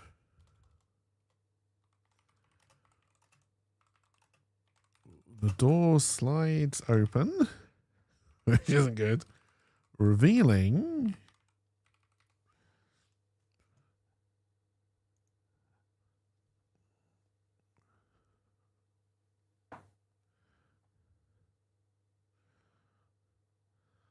all right. right, so man in a white coat. We assume some kind of lab guy. The doors has slid open. We're standing there. He's standing there. There's no way that he is not going to see us. So then we are now going to be rolling for reactions and reaction times and what we're going to do. All right. So he spots us. Clearly startled. Okay. I think we have to silence him. I think that's going to be our first reaction. Or we can ask for help. We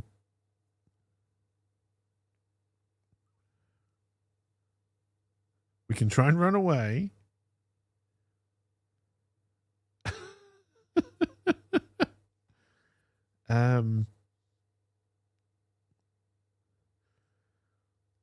If we like take a swing at him to try and silence, I mean, yeah, if we're silencing him, we're clearly going to attack him, right? We got no kind of martial arts experience or anything like that. We do have a dog lead.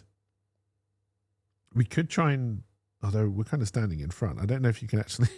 I think we just end up putting the dog lead over his neck and pulling him forwards towards us in some kind of sensual embrace, which I don't think is what we're going for here.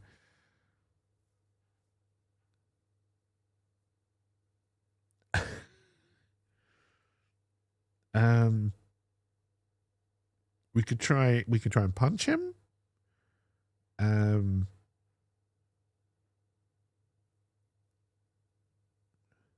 We don't know necessarily what is behind the door right now. All we can see is a guy. We don't know if that is like a room full of people. So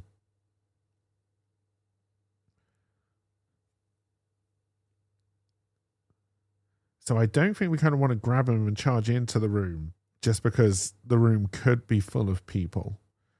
Right? We want to try and play this a little bit safe. We've got to find our dog and we don't want to get caught.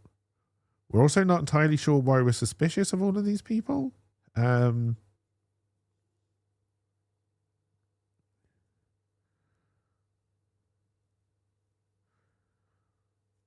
right. Let's give ourselves some options. So we try and attack him in some way. 1. We ask him for help. 2. We turn tail and run. 3. I think there's our only 3 options. All right. We're going to ask him for help.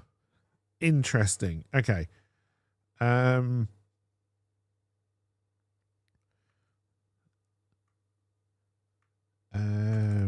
We ask him, have you seen a dog run through here? All right. Is he cooperative or not? He is. Okay.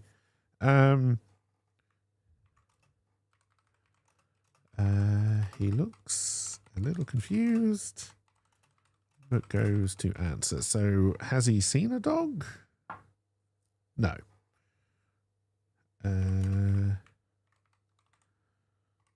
Sorry, but no. He would probably say more than that. That's fine. Is he concerned by our presence? Also no. Okay. Okay, so he then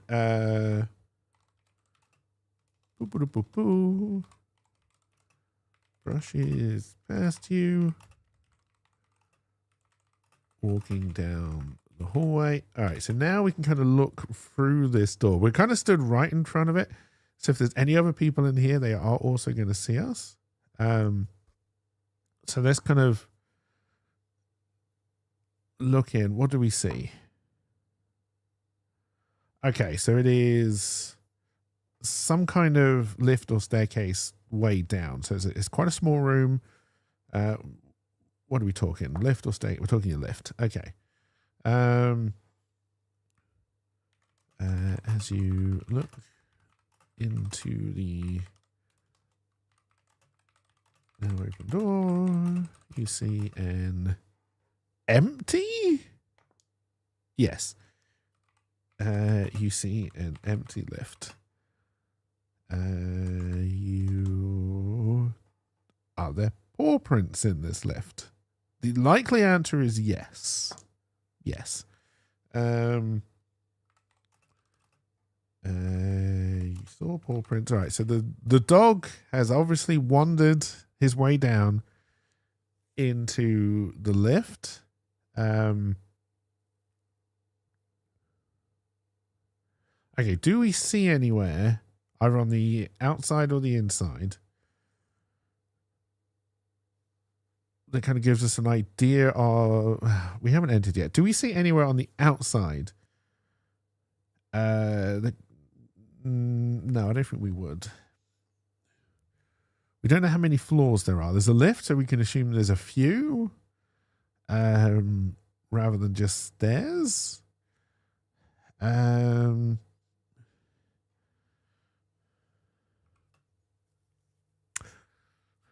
we want to enter the lift? We don't necessarily know what we're leaving behind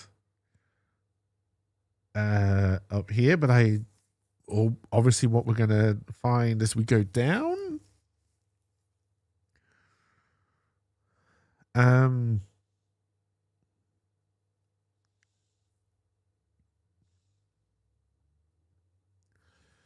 All right, so as the doors start to close, let's add a little bit of tension.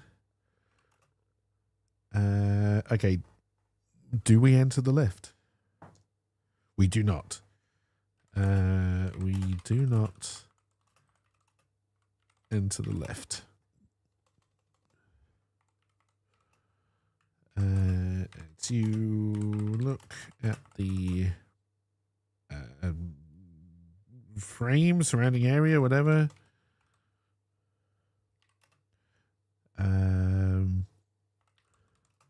There is no cool button, but there is a what do you call it, like a swipe card type thing. I don't know what they're quite going to look like in this kind of thing, but there's like a swipe card. A point. Okay. So we can't just call the lift again by ourselves. We're going to have to find some kind of key card to try and call it to get back in. Okay, so again, 1, 2, 3, 4. Where did the technician go? He's gone down here. All right.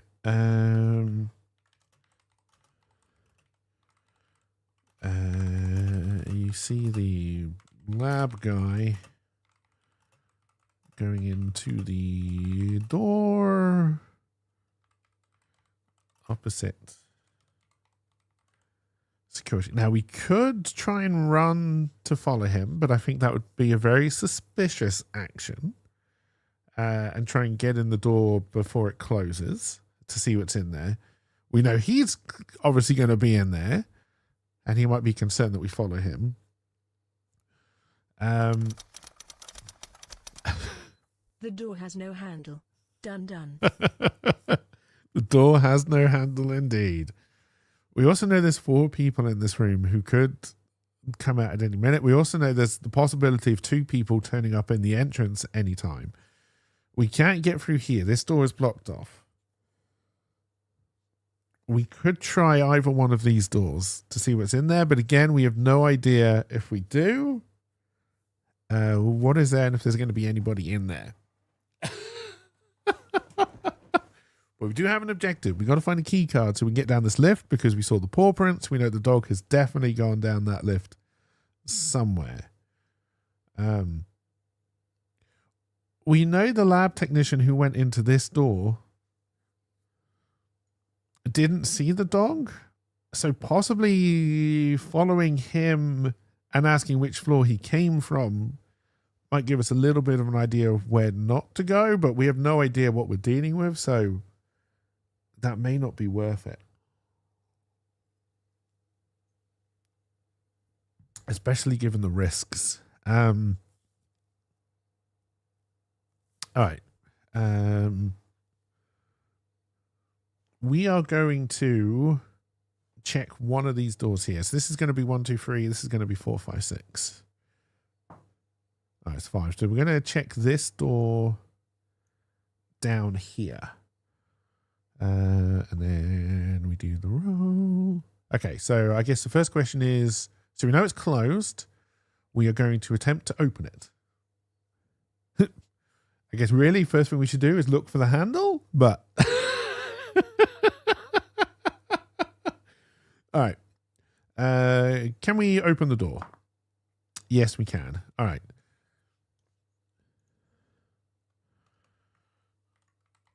All right, you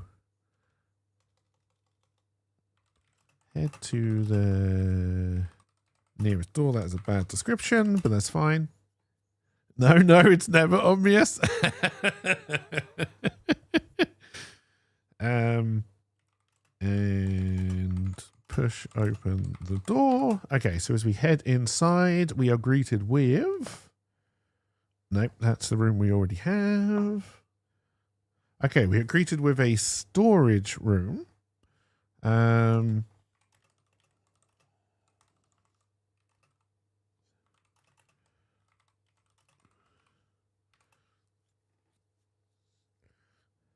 Okay, so... are the lights on? Yes.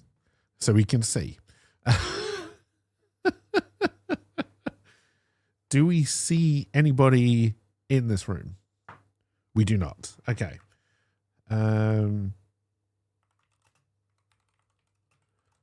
lights are on and you see no obvious people.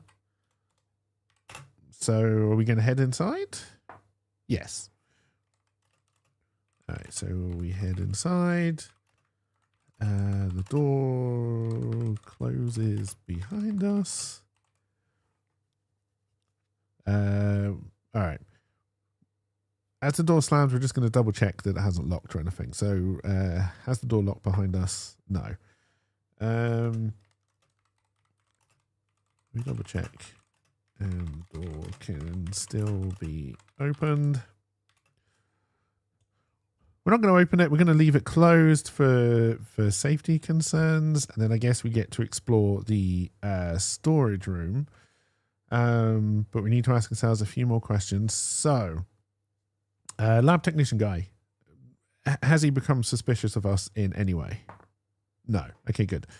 The 4 people in this room, do any of them leave?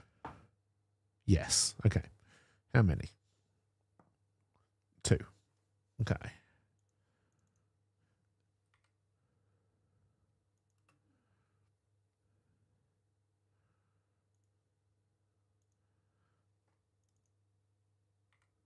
I'm going to keep on doing the wrong. Okay, so there are now 2 people in the hallway. We have gone into this room, which doesn't exist yet, and we are hidden.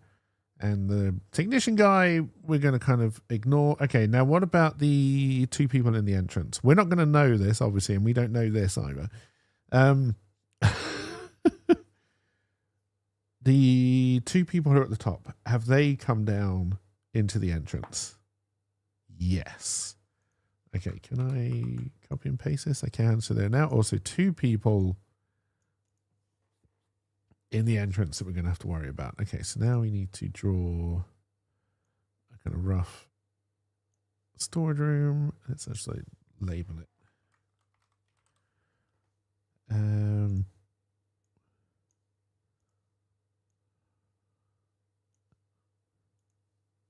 Let's do the same down here. We know this is security now.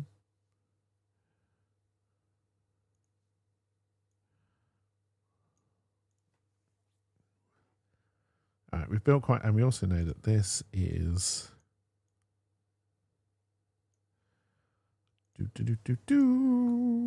a lift. All right, so we're filling stuff out. All right. The storage room I can spell is neatly organized.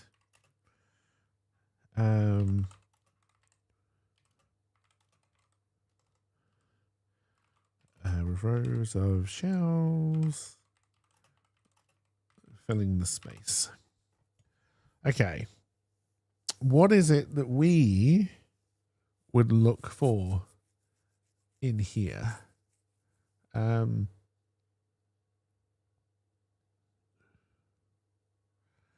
guess we need to add a little bit of context to when we looked into this room.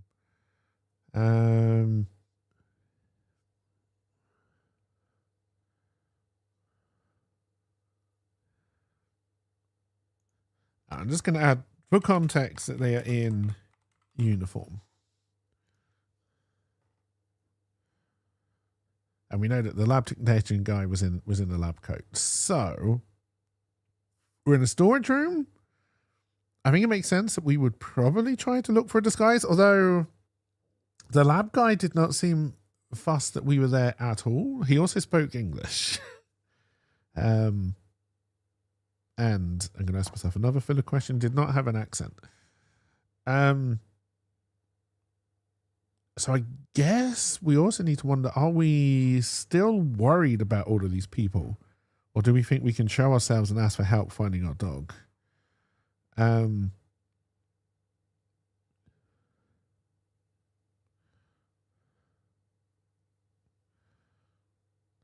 think we're going to say I don't know why we're suspicious. It's kind of annoying me that we're suspicious because there's no reason for us to be suspicious. I'm going to have to work that out when I try and write this up. Because, yeah, we are just suspicious for no good reason. But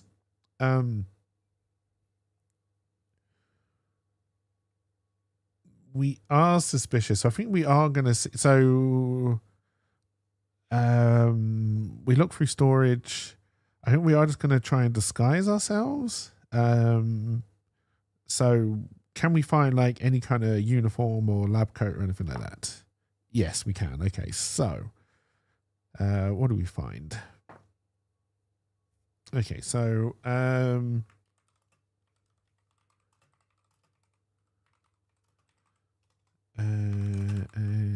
find a rack of uniforms. We look for one in our size. Do we find one that fits nicely?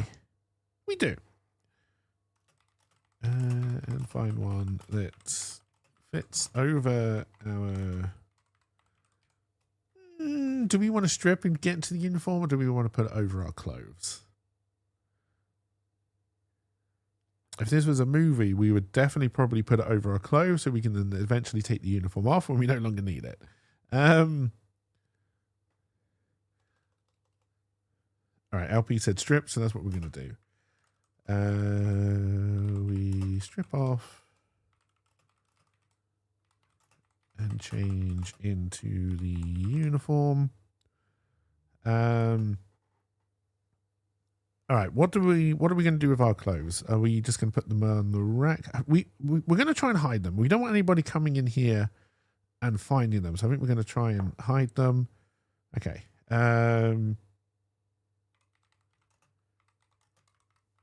Hiding our clothes under a pile of other clothes. Could still be found. We need to leave kind of a little note. So we know that our clothes are now in the storage room.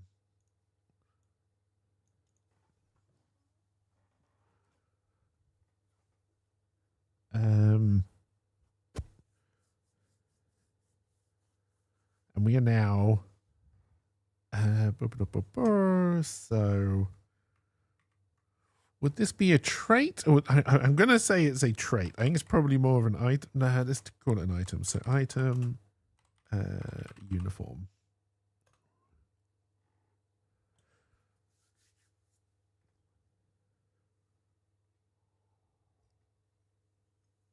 Are we going to keep the dog lead? Like for the initial things, we've just been walking along. We're kind of like the dog lead in our hand. We don't have a backpack. The uniform's probably got pockets. All right, so we're going to keep the mobile phone because I don't. No, we don't assume anything. That's the whole point. All right, are we going to put the dog lead into our pocket? Yes. Okay. Are we going to put the mobile phone into the uniform pocket? Yes. Okay. All right. So we do keep both the dog lead and the mobile phone, and we got our uniform. We know we need a key card. So do we find any key cards in the storage room? No.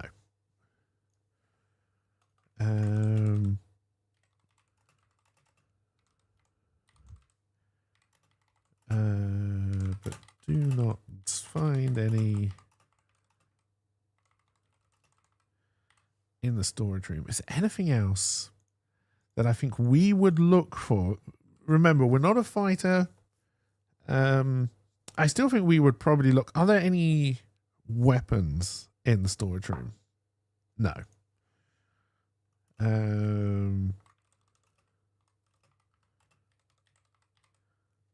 There are no weapons. Okay. So now I need to ask a secret question. Okay.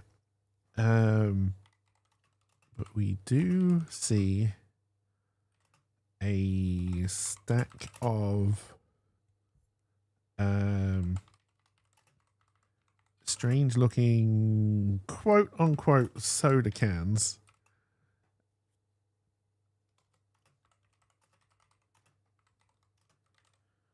Catch your eye.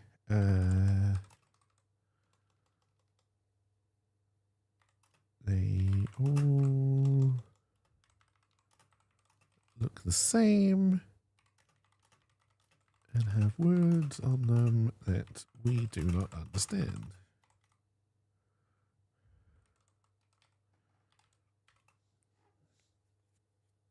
All right. Are we the kind of person? There's no hunger or first states in this game.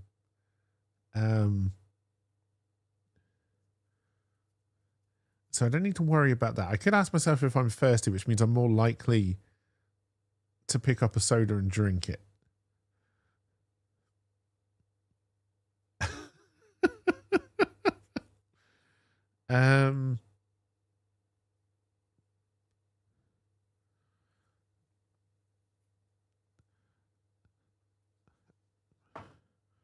All right, we're not thirsty. Do we drink a soda? We do not. Do we pick up a soda to take with us? We do. Okay.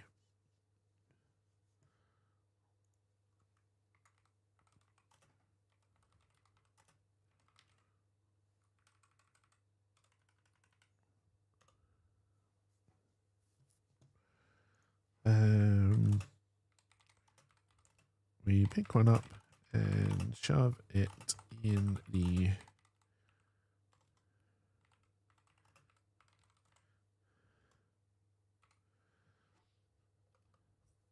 all right, so now we are going to roll for everybody else basically. So we're going to start with these two people.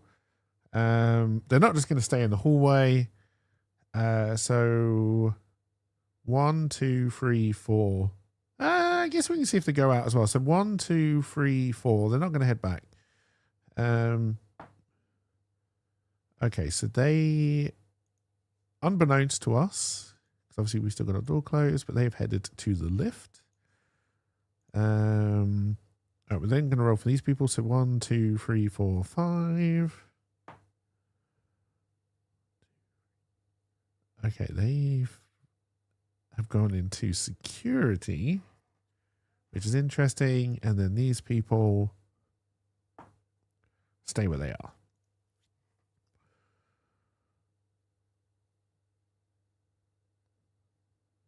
All right.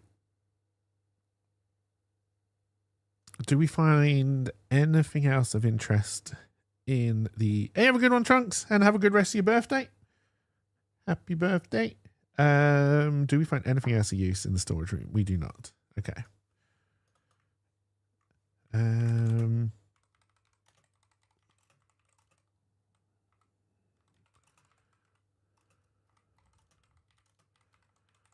But find nothing else of value.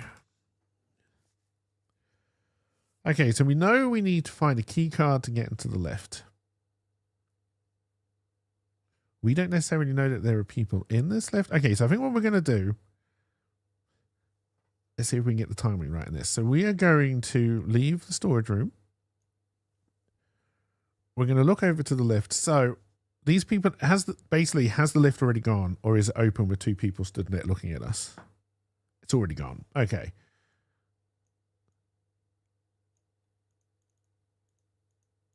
I don't think I can quite select where it says 2 people. I can select everything else. All right.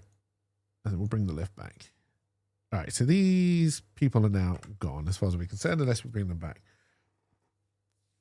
All right. We see the... so we have to exit the storage room first.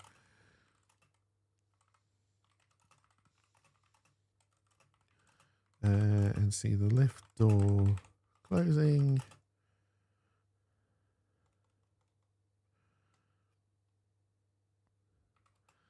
So we can't get in it that way. So we still need to find a key card somehow. We do know there's a lab technician over here who was clearly able to use the lift. So we may be able to find this guy. We're still worried about this open door. So I don't think we're going to want to head back here. So I think the obvious thing is to head into this room across from us. All right, so we head to the door across from us. Okay, so 1. Can we open it? No. But it is locked. What do we see? Okay. There is a keypad on this door.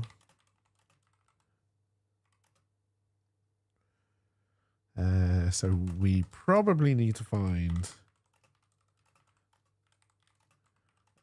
some kind of numerical code. Do we, because this is me, do we just try 8675309? We do. Because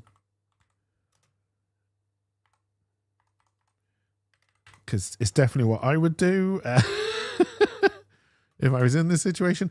Does it work? Are these people also a fan of Jenny? It does. Oh, I fucking love it.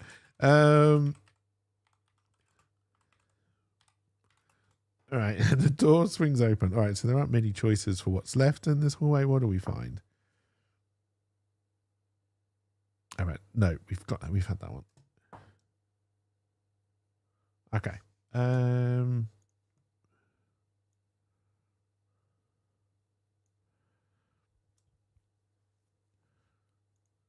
All right, the door swings open, revealing a small kitchen type area. All right. Is there anybody in here with us? Yes. How many? 1. Okay. There's one person inside. Do they react to us? They do not. No. Let's ask a different question. Do they see us? No. Okay, so does that mean they have their back to us? Yes. All right, that leads to some possible interesting options here. All right, so there is one person in this room. I'm going to put you up here. So hopefully you're easier to grab when I want to move you. Okay, we also know that it is a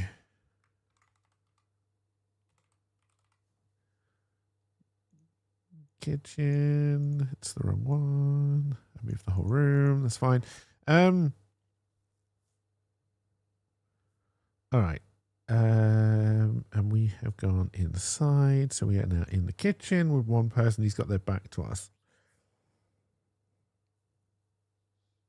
Do we see visibly on them anywhere the key card we're looking for? We do not. Okay.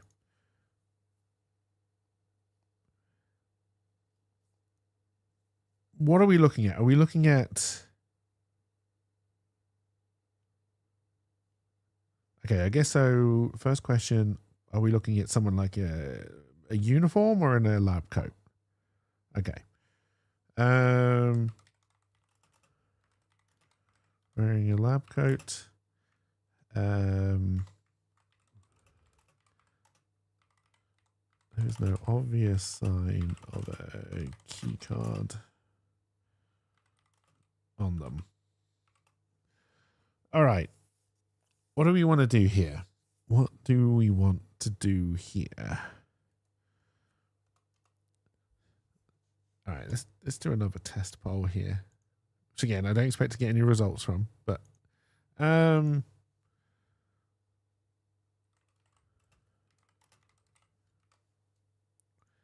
I think we can try to attack the lab guy.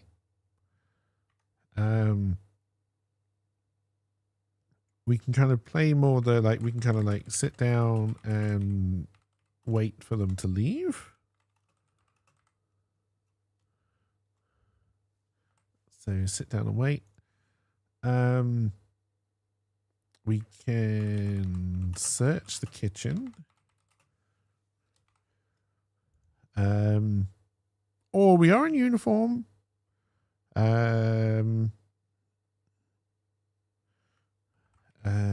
Talk to the guy.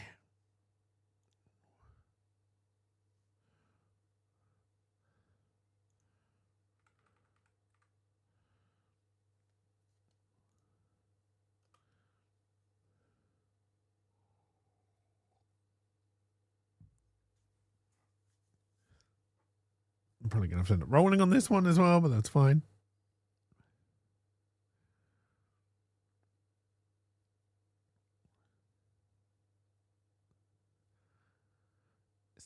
The plotting stage definitely did take longer than 20 minutes, though.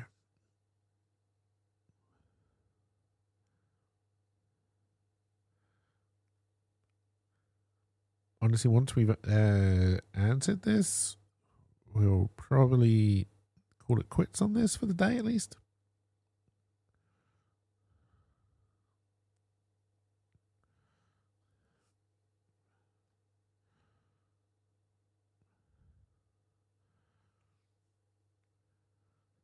All right, so we need to roll.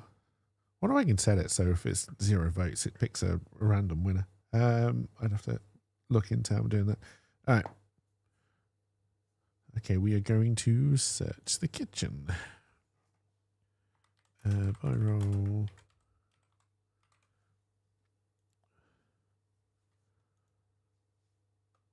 All right.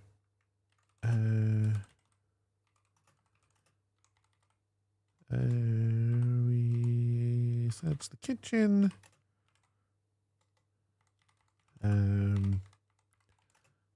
Finding various pots, pans.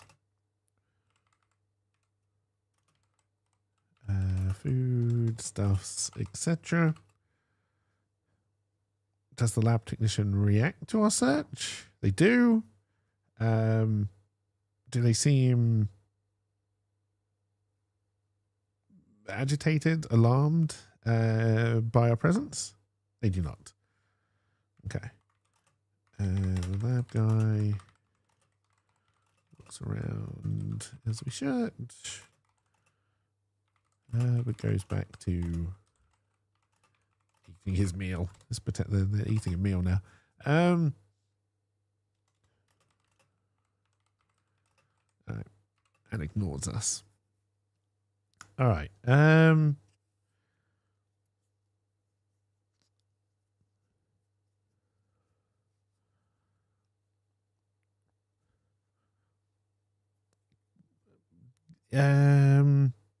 Do we find like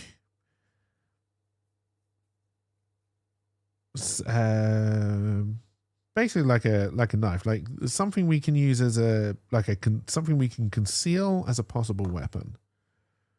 We do. Okay. What are going to be the options? Knife, fork, spoon. Of course we find a fucking spoon. Don't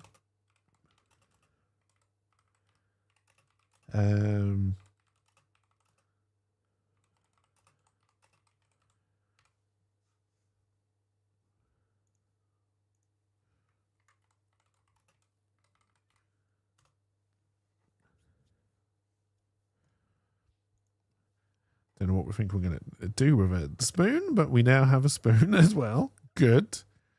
All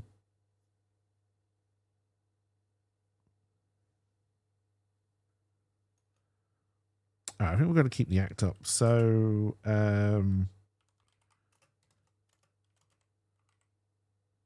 grab a snack and sit down.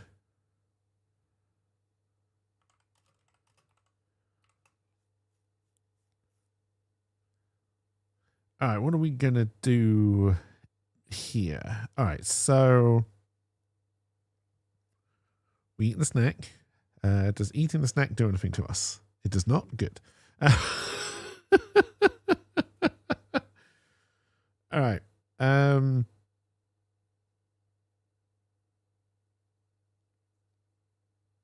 Do we try and strike up a conversation with the lab guy? We do not. Good. I don't think I would. Does the lab guy try and talk to us? They do not. Okay.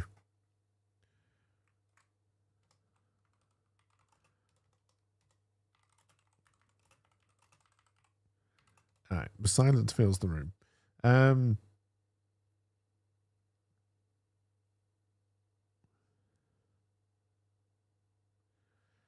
right. We're now going to do so. So the guy's in the room with us. Does he just continue to eat or does he do something else? He's just going to continue to eat. Okay, so that's fine. The two people who came from the entrance, what are they doing now? They leave and go into the hallway. All right, what about the two people who've always been in the security room? They remain. Okay. We're going to say that these two people are now guards and they're going to stay there forever. For story purposes. So we now have two people back in the hallway. We're in the kitchen with this guy and we're eating a meal. Or we're eating a snack. I think what we're going to try and do is we could try and choke him out with the dog lead or just try and knock him out. There are pots and pans around, so we could try and grab a pot or a pan and just hit him on the head and then search his pockets, see if he's got a key card for the lift.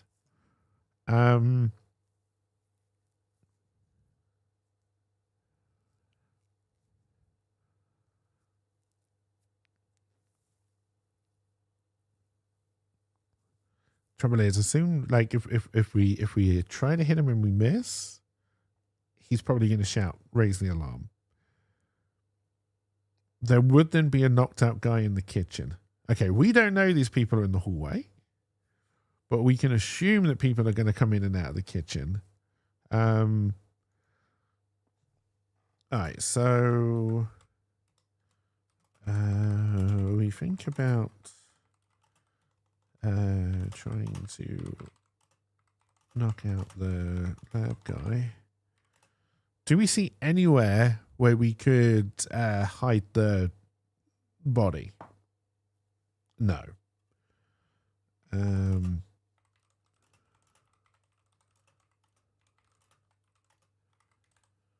right. Okay. So yeah, so there's nowhere to hide the body. Doesn't mean we're still not going to try it. We know we need to find the key card to get into the lift. The other option is we wait for him to leave and follow him to see where he ends up. I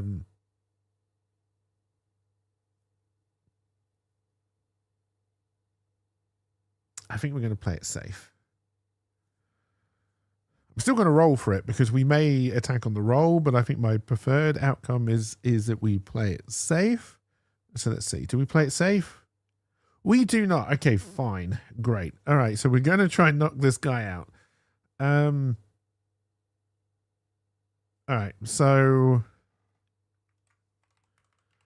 still we grab a pen from the counter and swing at the unexpected lab guy. Do we hit? We do. Do we knock him out? I didn't see them where that went. We do. We connect with a FUD. And the lab guy goes down. All right. Have we just knocked him out? Or have we done any real damage? Okay, we've just knocked him out. We check and find he is still alive. All right, we're then going to rummage, see if we can find a key card. We do not find a key card. Shit. We rummage through their pockets, but do not find a key card. Okay, so there's now a no,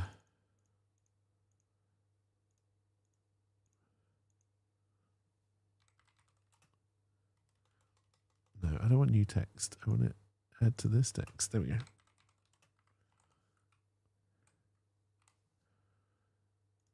There is now an unconscious guy in the kitchen. Not hidden, because there was nowhere to hide him. So, we're going to roll for these two people who are down the hallway. They've got to be going somewhere. Please, for the love of God, do not come in the kitchen. It's not the first time someone has asked me of that. Or asked that of me. But that's for different reasons. Lowered their hygiene score or something. All right, so 1, 2, 3, 4, 5, 6. Actually, we'll start here. 1, 2, 3, 4, 5, 6. I don't know why they would go back to security. They may have forgotten something, but we'll make that an option. Okay, they have disappeared into this room that we know nothing about yet. So we now know that there are possibly 3 people in this room. Let's move you. I'll leave you there just so you're easier to find.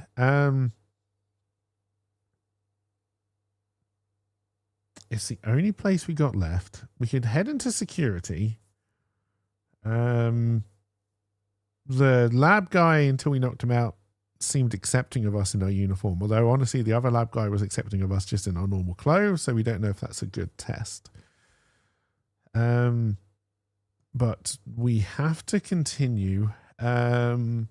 There's only 2 options left, so we're going to have to go down to one of these. All right, so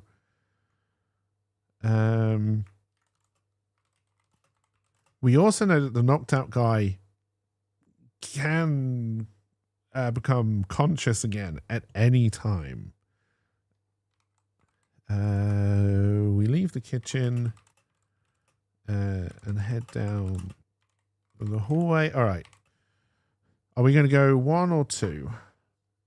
We are going to head into security and head to the...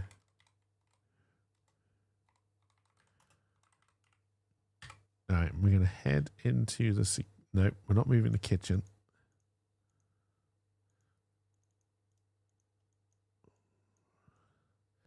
I should have put the character guy on a different layer, but I would constantly forgotten about it. Okay, so we have headed into security. We know there are 2 people. What the fuck are we going to do here? All right, the guards. Look at us. Look up at us. Okay, are they going to do anything, or are they just going to kind of return back to work? Okay, they look up at us. But return to looking at the monitors. So again, our outfit does seem to be working. Okay, so they are distracted looking at the monitors, which means they're going to have their backs to us. There's a good chance that either one of them is going to have a key card. There's also a good chance that there might be like just key cards hanging around or some kind of signing in register.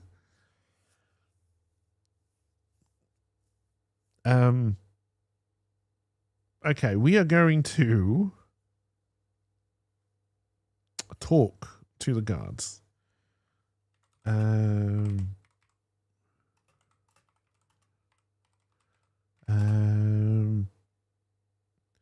we're going to ask them for a key card for the lift.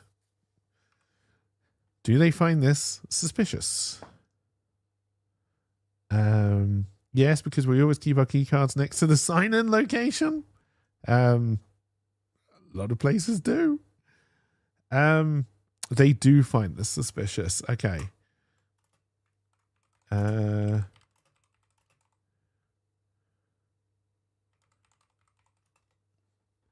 Doesn't sound very secure then.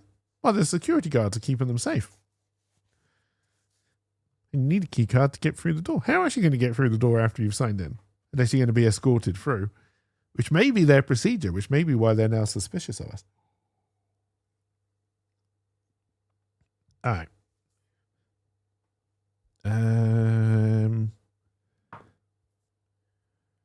All right. They find this suspicious and start asking us questions in a language we do not understand.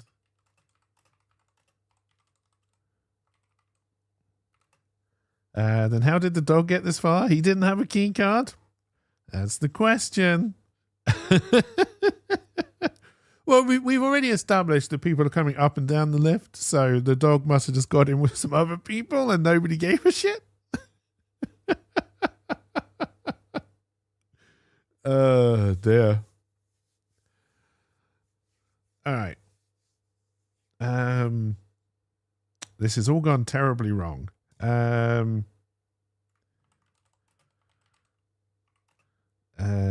They stand. All right. So after they stand, what do they do? They are agitated.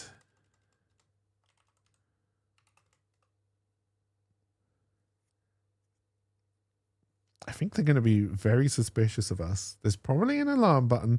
All right. Do they automatically straight away sound an alarm? They do not. Okay. They do not sound an alarm. Okay. But one of them does grab some handcuffs from his belt. Okay, I think we're about to be arrested and found out and rumbled. All right, let's do a sanity/fear check. Are we going to take another hit? We do. All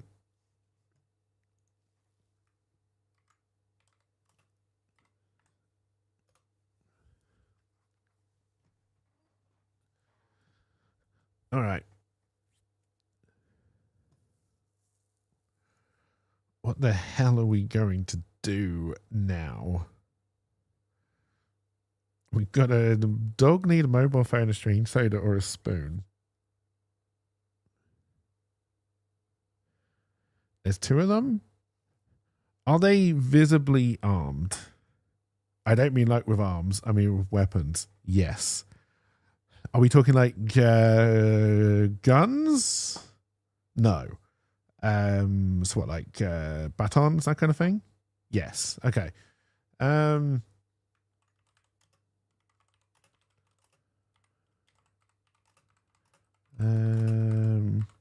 the belts. Okay, so one's going for the handcuffs. Is the other one going for his weapon? No. Well, I guess no. First question, we'll keep that answer. So one is getting handcuffs out. We know they both stood up. They're both agitated. One with the handcuffs is approaching us. Is the other one also approaching us, or is he staying back? Okay, so he's staying back. But they do both have weapons. I feel the need to resist. We could just try and run, but I don't know where we would go. We could try and run out, but then we would leave our dog behind. But that may be preferable to dying. I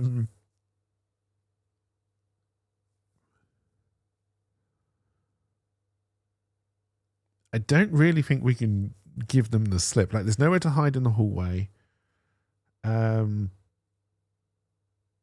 We don't want to lead them to the kitchen. That's just going to give us trouble.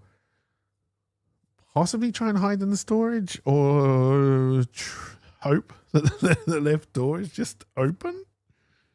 If we try to run. All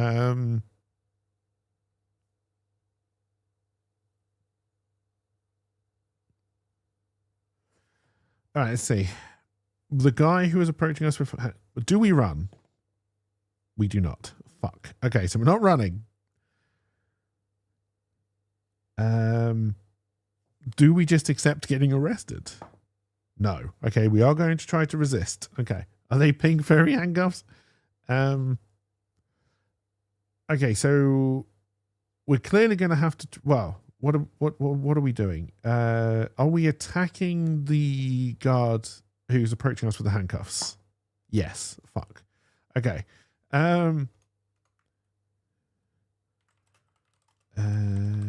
As the guard tries to handcuff us, we attack. Okay, what the fuck are we going to do? We could just throw a punch. We're not particularly strong. They're probably much better trained than we are. They are guards after all.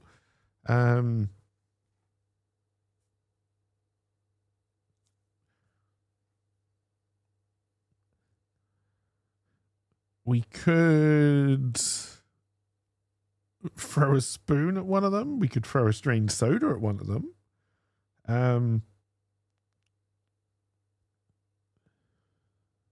Wow, we're attacking the guard who's coming towards us. All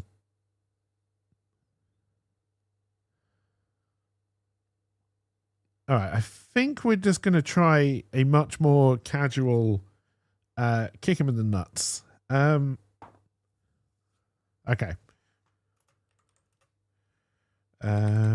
We kick him square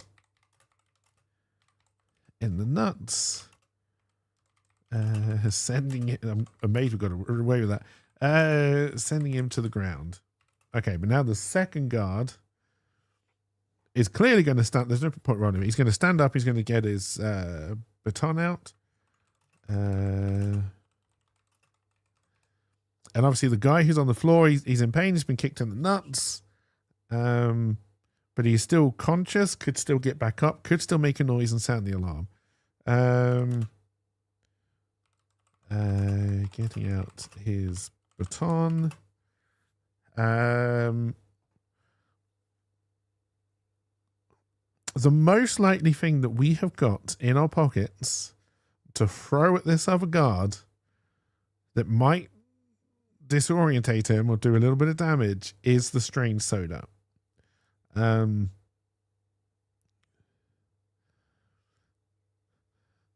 we can then try and cover the gap and do something to. All right. We're going to throw the strange soda. Okay, do we hit the guy with the strange soda? We do. We throw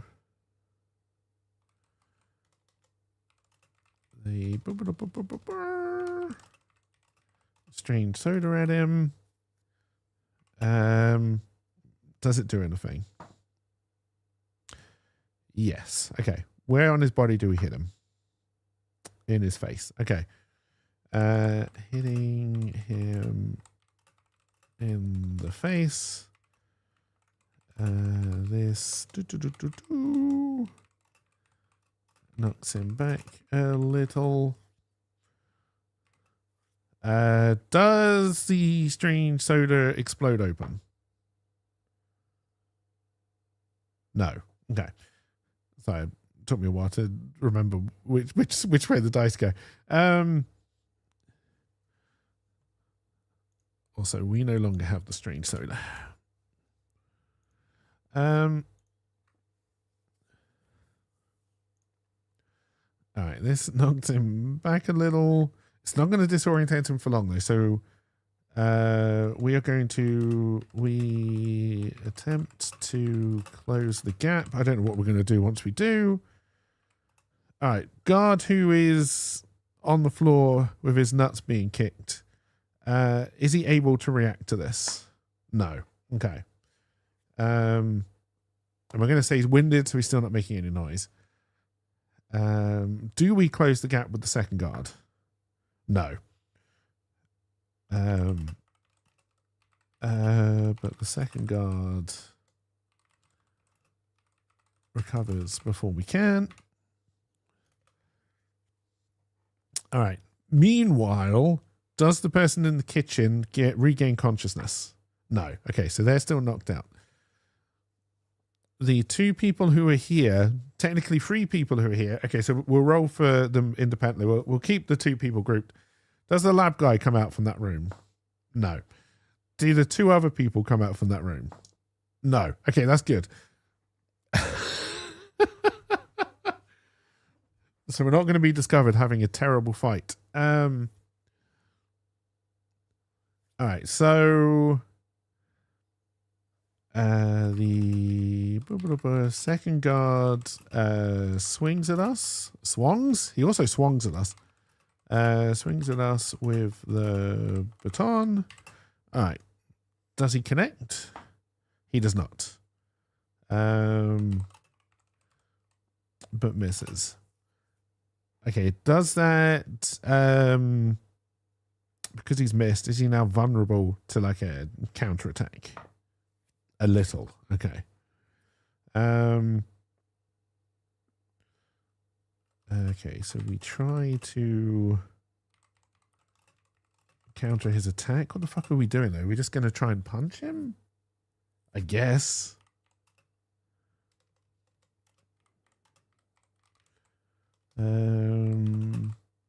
By punching him. Okay, so we attempt to punch. Do we land it? We do. What part of the body do we hit? One of his arms. Does it do anything? It has a negative impact. Okay. We hit his arm. But all that does is hurt our right hand.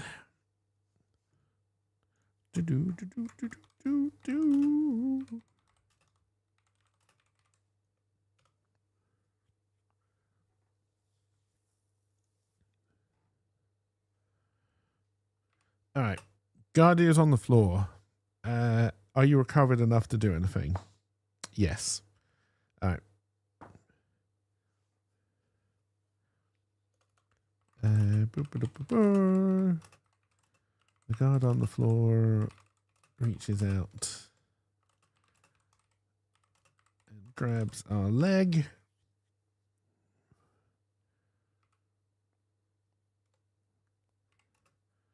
All right. Does this Do we fall over because of that? No, we do not. So he's grabbed onto our leg. Our right hand now hurts. The second guard is going to have been recovered, so we're going to be less likely to be able to move. All right, so the second guard is going to swing again with his baton. Does he hit? He does. Which part of the body does he hit? Our head.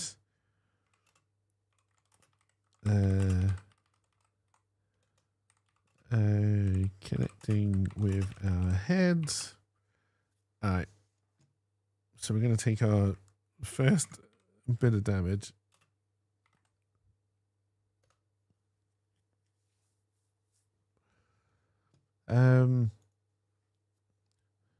Okay. Is this going to leave like a lasting impact for a trait like cloudy headed or something? No. Okay. So this is a straight thing to the head. Our leg is grabbed. We've been hitting the head. What the fuck are we going to do now?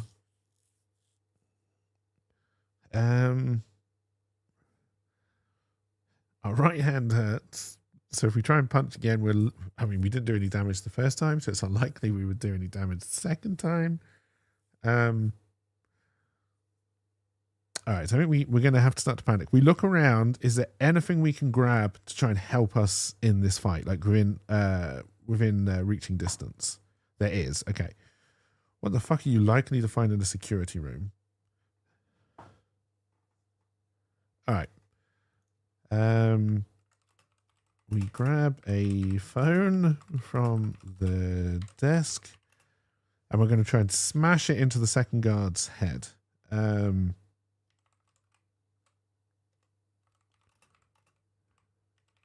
To smash it into the... All right. Do we connect? We do. Okay, we connect. Do we somehow manage to knock him out with this hit? We do. That's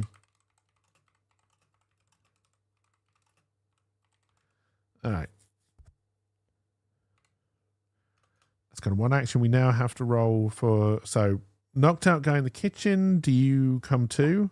No. Good. Lab guy, do you come out? Shit, he does. All right. Okay. Lab guy comes out. We're having a huge fight in this room. Doesn't mean we're necessarily right in front of the door. So it's not necessary that he will see what's going on. Does he spot the fight in the... Well, I guess we need to work out, is he coming into the security room first? So he's going to come out here. 1, 2, 3, 4. All right, do not roll a 4. Anything else is fine. Okay. Lab guy is heading to the lift. Does he spot the fight as he goes past? He does not. Okay, good. All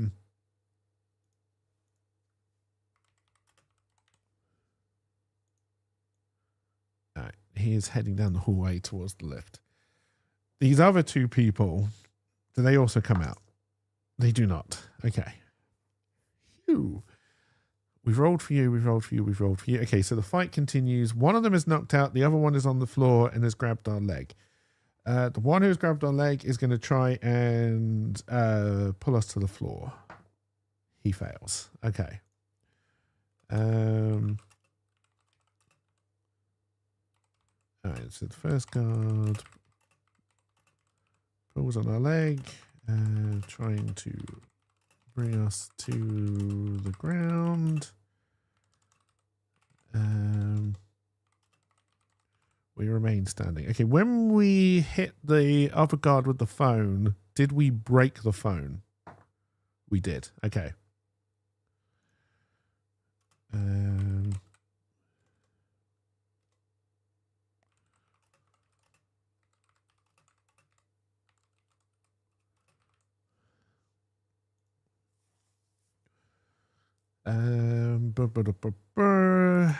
We got a spoon, a mobile phone, and a dog lead. He's on the ground. He's got us grabbed by the leg. We can't really move. Okay, we can attempt to try and pull our leg free. We fail. All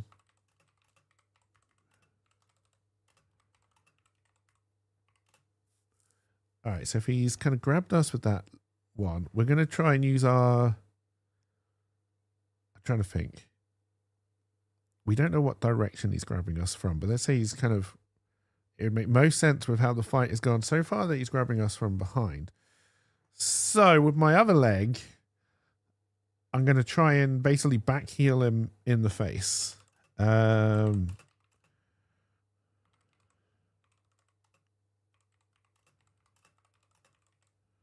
right. Do we connect? We do not. How the hell did we miss that? But mess. Okay, so now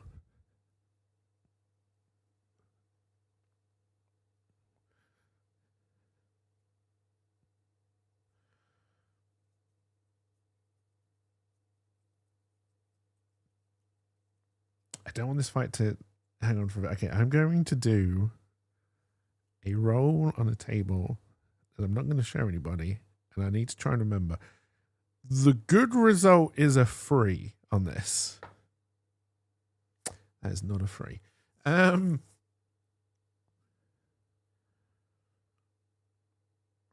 right. Are we starting to panic though? Are we going to lose more of our sanity? Yes. Okay.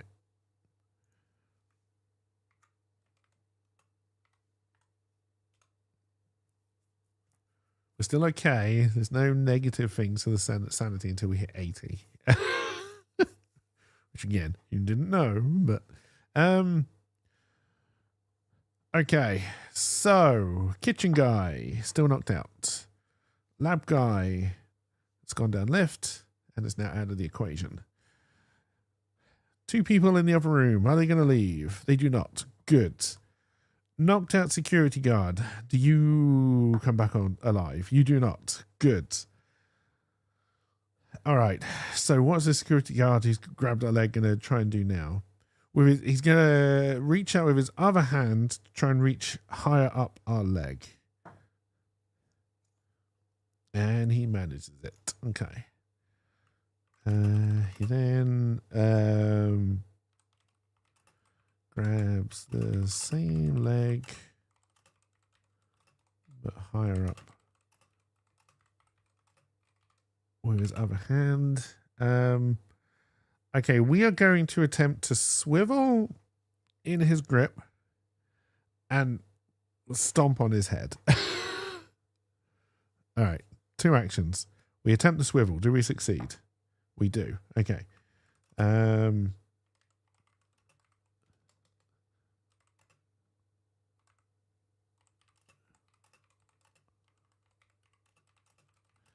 And then stomp down on his head. Do we connect? We do.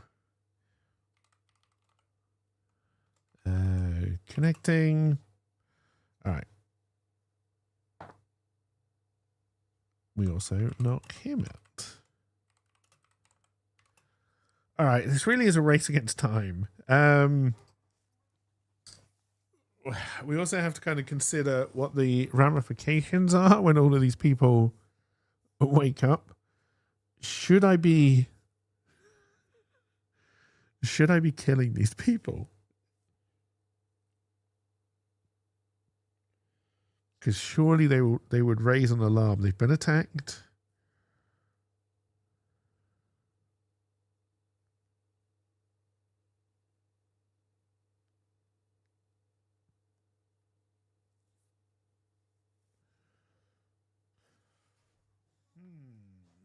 We survived our first fight, which is interesting. Okay, we are going to... Right, we're going to search the guard. So, do we find a key card? We do. Okay, that's something.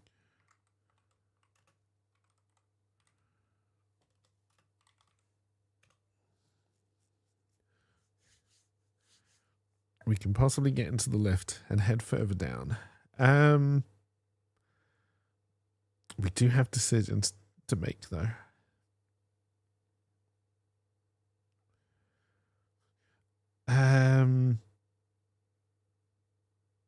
We're going to look around the room. Everything's going to be in German. Well, a language we don't understand. It's German.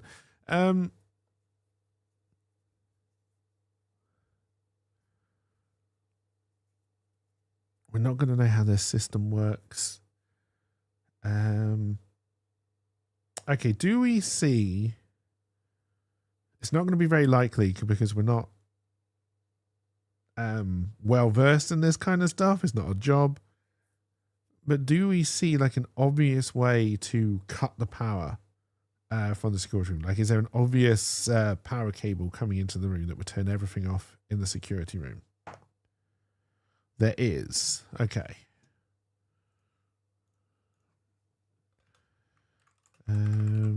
Okay. We search the guards and find a key card. Actually, while we're searching, do we... Yeah, I'm not even going to roll for it. We're going to take a baton as well.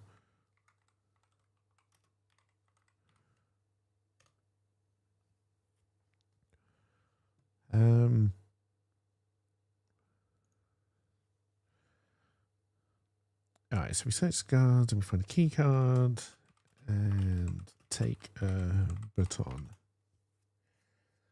Do we want to give... I don't think we're the kind of person who would kill people, so we're just going to hope they remain knocked out. But we did then search the room and find a power cable coming in from the hallway. Okay, we're going to attempt to break this cable. I guess we're just going to try and rip it because there's nothing else that we can do. Okay, so we're going to grab an electric cable. Question. There's a number of questions here. The possibility of electrocution is quite high.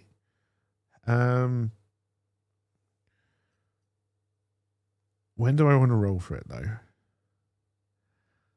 I think quite a few times. So just as we grab it, do we electrocute ourselves? No. Good. We rip it out. Does it break and seem to turn off the stuff in the security room? Yes. We're getting quite lucky here. And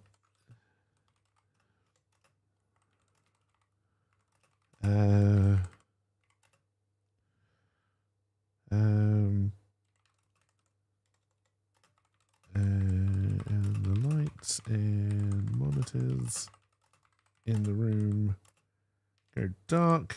Okay, we're still kind of holding on to it right now, so we're going to do another electrocution check. We did not get electrocuted. All right, so we dropped the cable. All right, we're going to look at the door. We don't know.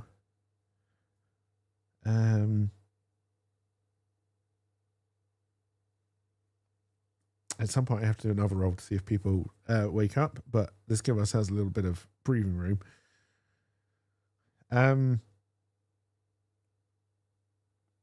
We kind of want to see if we can like break the door. We've had a number pad and a key card, so I guess we kind of need to see how the door locks.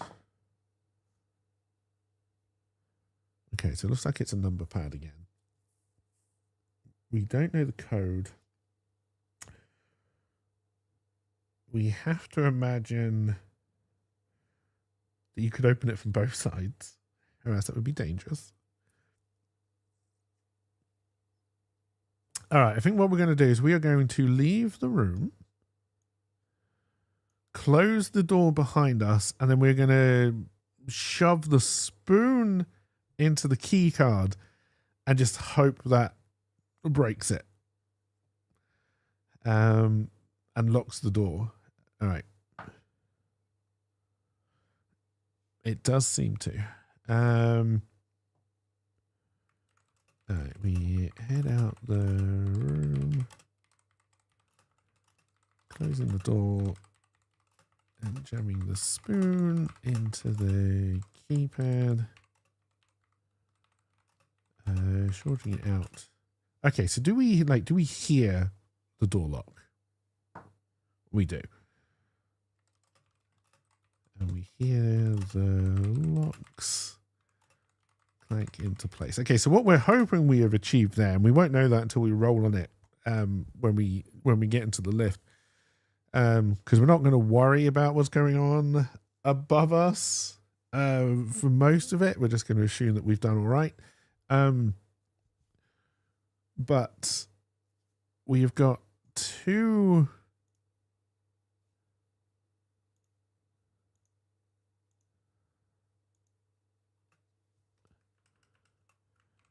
knocked out people in the security office. We've got a knocked out person in the kitchen, and we still got two people who can come out of here. We've locked this door into place, and we believe we've knocked out the power, so the alarm can't be raised here. Did we destroy the spoon? We did not. We still have our spoon. Okay, so we are then going to make our way down to the lift. We're going to... Okay, right. Let's do this in order. So, do the people come out of the room? They do not. We got very lucky with that. Do any of the security guards wake up? They do not. Good. Does the person in the kitchen wake up? They do not. Good. All right. So we are then, as we pass the kitchen, we are going to jam the spoon into that keypad as well. Okay. So we're going to sprint down the hallway. Jamming the spoon into the kitchen keypad. Do we hear the locks go into place? We do. Hearing locks click into place. Again, we got very lucky with these rolls. We just rolled for that. No, he's still knocked out. But we also now believe that he is locked into the kitchen. All right, so we're then going to keep on going. All right, we're going to use the key card at the lift. It works. We've got the right key card. Would have been annoying if we didn't. Okay. We use the key card and the lift doors slide open. Is there anyone in the lift? No.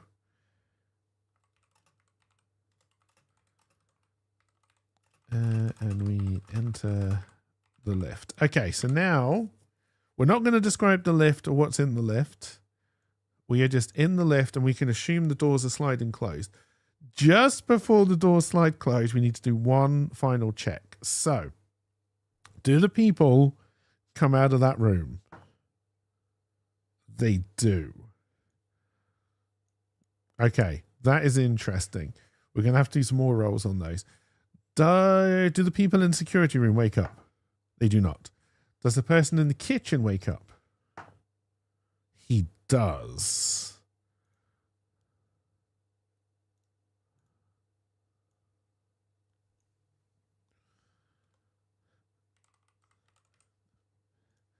And he is now annoyed.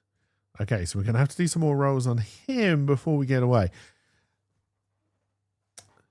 These people here, do they notice that the keypad to the security room has been, like, do they notice anything amiss, or do they just keep on walking past it?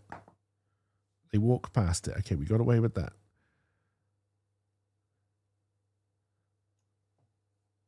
First thing I should have done is see where they were going. 1, 2, 3, 4, 5. Oh, that works for us, actually. So they're actually going to the entrance. So we can assume they're leaving. That was a very nice roll. They didn't notice anything amiss for security. They're not going to find anything amiss in the kitchen. These guys are still knocked out. We don't know if the guy can get out of the kitchen. So I guess we need to roll for that. Can the guy, is he locked in the kitchen, basically, or can he just open the door from his side? He is locked in. Okay, so we can basically ignore him as well. No. Is there a way for him to raise an alarm from the kitchen, from within the kitchen? No. Phew. So we can basically ignore him.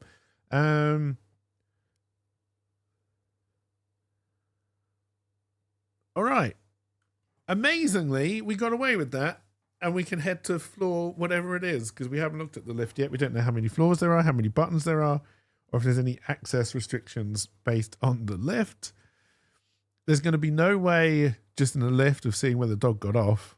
We would probably just have to go floor to floor and see if we see paw prints.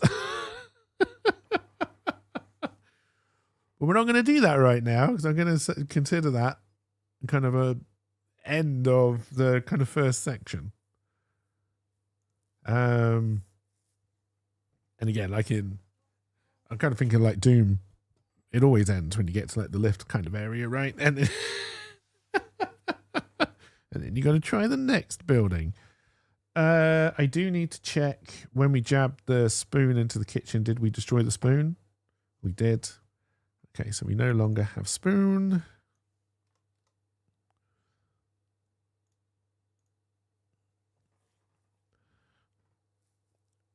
Our right hand still hurts. We still love dogs. We got quite a lot of stuff. All right.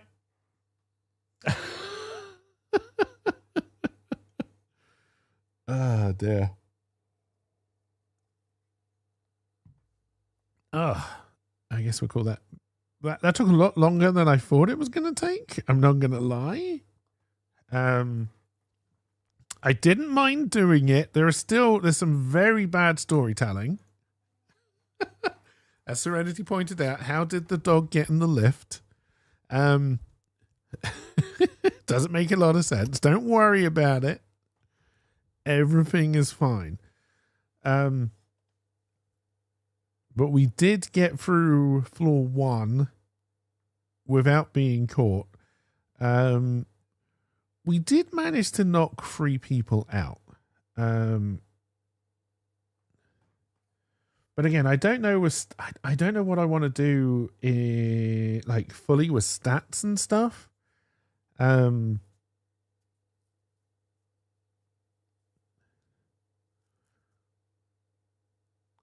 long did I think Saz planned for it to take?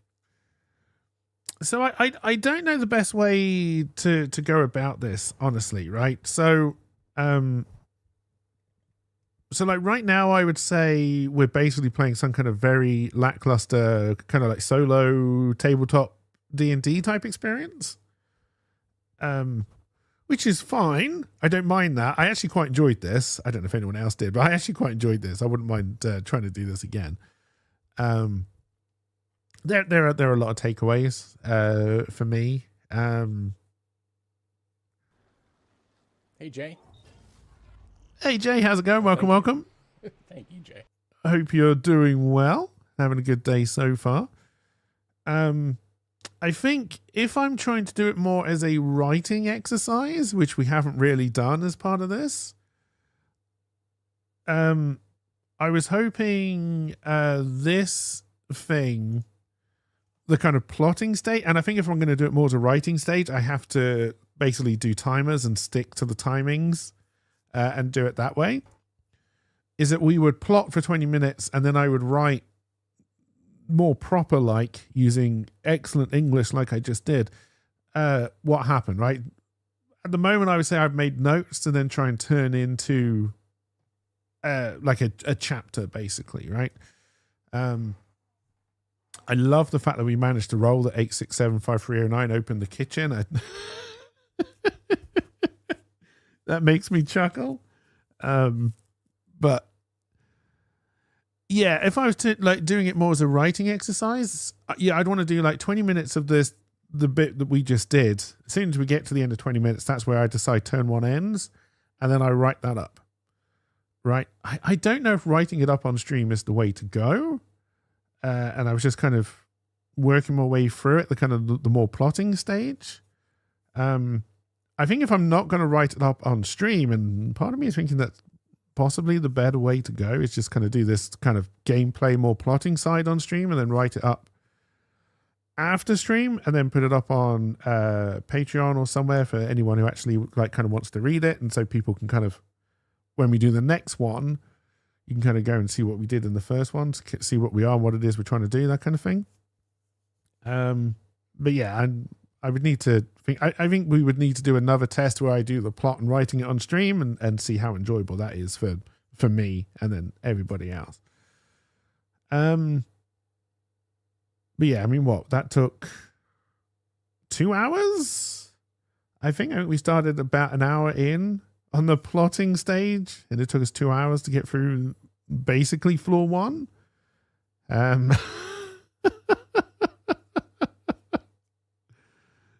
So yeah. I don't think that was too bad.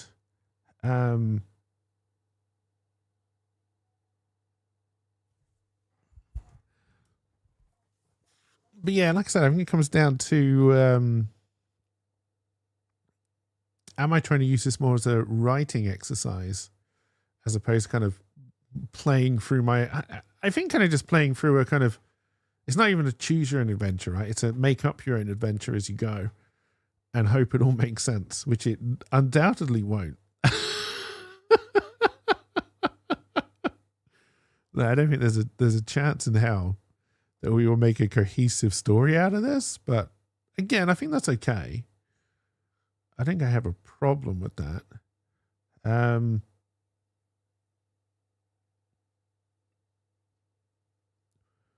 Obviously, I'm honestly interested in feedback. Like, was this interesting? Is this something you would watch/listen to again? Or should I just stick to playing Overwatch and Satisfactory? All good options. All good options.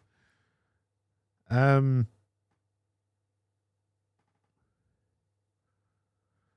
am wondering if I'm just going to do more of the kind of gameplay type stuff. I kind of like just keeping it fairly simple. Like part of me is thinking maybe I should try and do it in Foundry so we can do like maps and combat and stuff like that. Or even Tailspire, but that becomes a lot more complicated. Part of me is thinking that for boss fights and set pieces, maybe being able to switch to Tailspire for those, for the kind of more longer, more gamified combats, could be interesting. Try and make it a little bit more cinematic.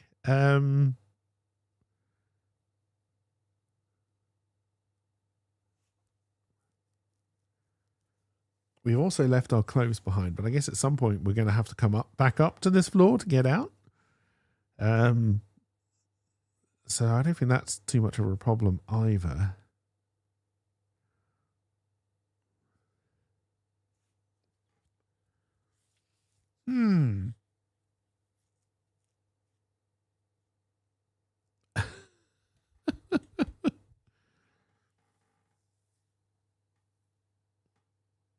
Sorry, chat. I'm literally now just sitting here thinking in silence.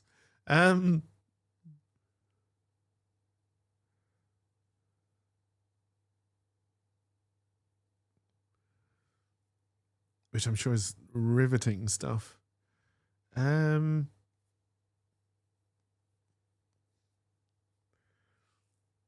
no, maybe tomorrow, because I'm going to be streaming tomorrow because I don't have a meeting, so I will stream tomorrow.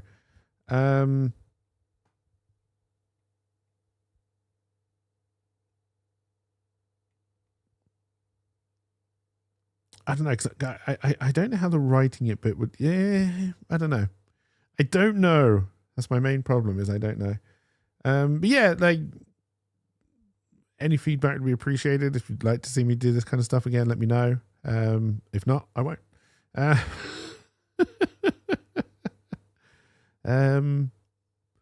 yeah, I enjoyed it. I enjoyed doing it. It was kind of interesting. I think I do need to formalize more the dice rolling and what means what. Because obviously I was just doing most of that physically just because I like rolling physical dice. But I think those being visible is probably something I should look into. And then kind of having a table so everybody knows what the roles mean, I think is also probably something we should do.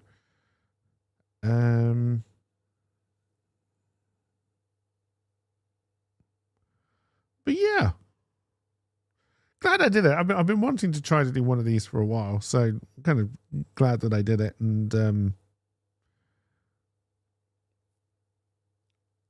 it's given me a lot, kind of a lot to think about, to think on and ponder going forward. So that's good.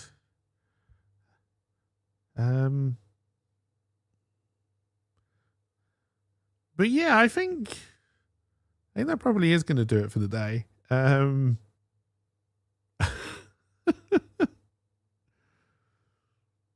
Rather than like switching to something just for the end. But yeah, I will be streaming tomorrow. Again, I don't know what. There is a good chance it will be Overwatch, just because I don't really have a lot of other things. Sadly, I don't have Forza Horizon 6 yet. So it won't be that. Although that is reviewing pretty well for the people who like Forza games. It's bloody expensive, though. I think from my point of view, I would just probably wait until it's cheaper. Standard Factory 1.2 is launching the start of June. Assuming I'm still streaming in June, we'll probably do start a new factory and do quite a lot of that.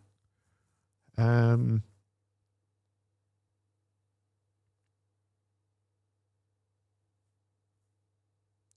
I'm still not sure about Subnautica. I don't actually think I can afford to pick up Subnautica 2. I was going to, but I'm not 100% sure that I can. But yeah. And there's going to do it. I'm going to end there, chat. I hope you enjoyed. Like I say, if you've got any feedback, want to give me any feedback, feel free. Reach out in Discord or wherever. It would be appreciated. Other than that, thanks for joining. Have a wonderful rest of your day, and I will see you all when I see you all. Bye for now.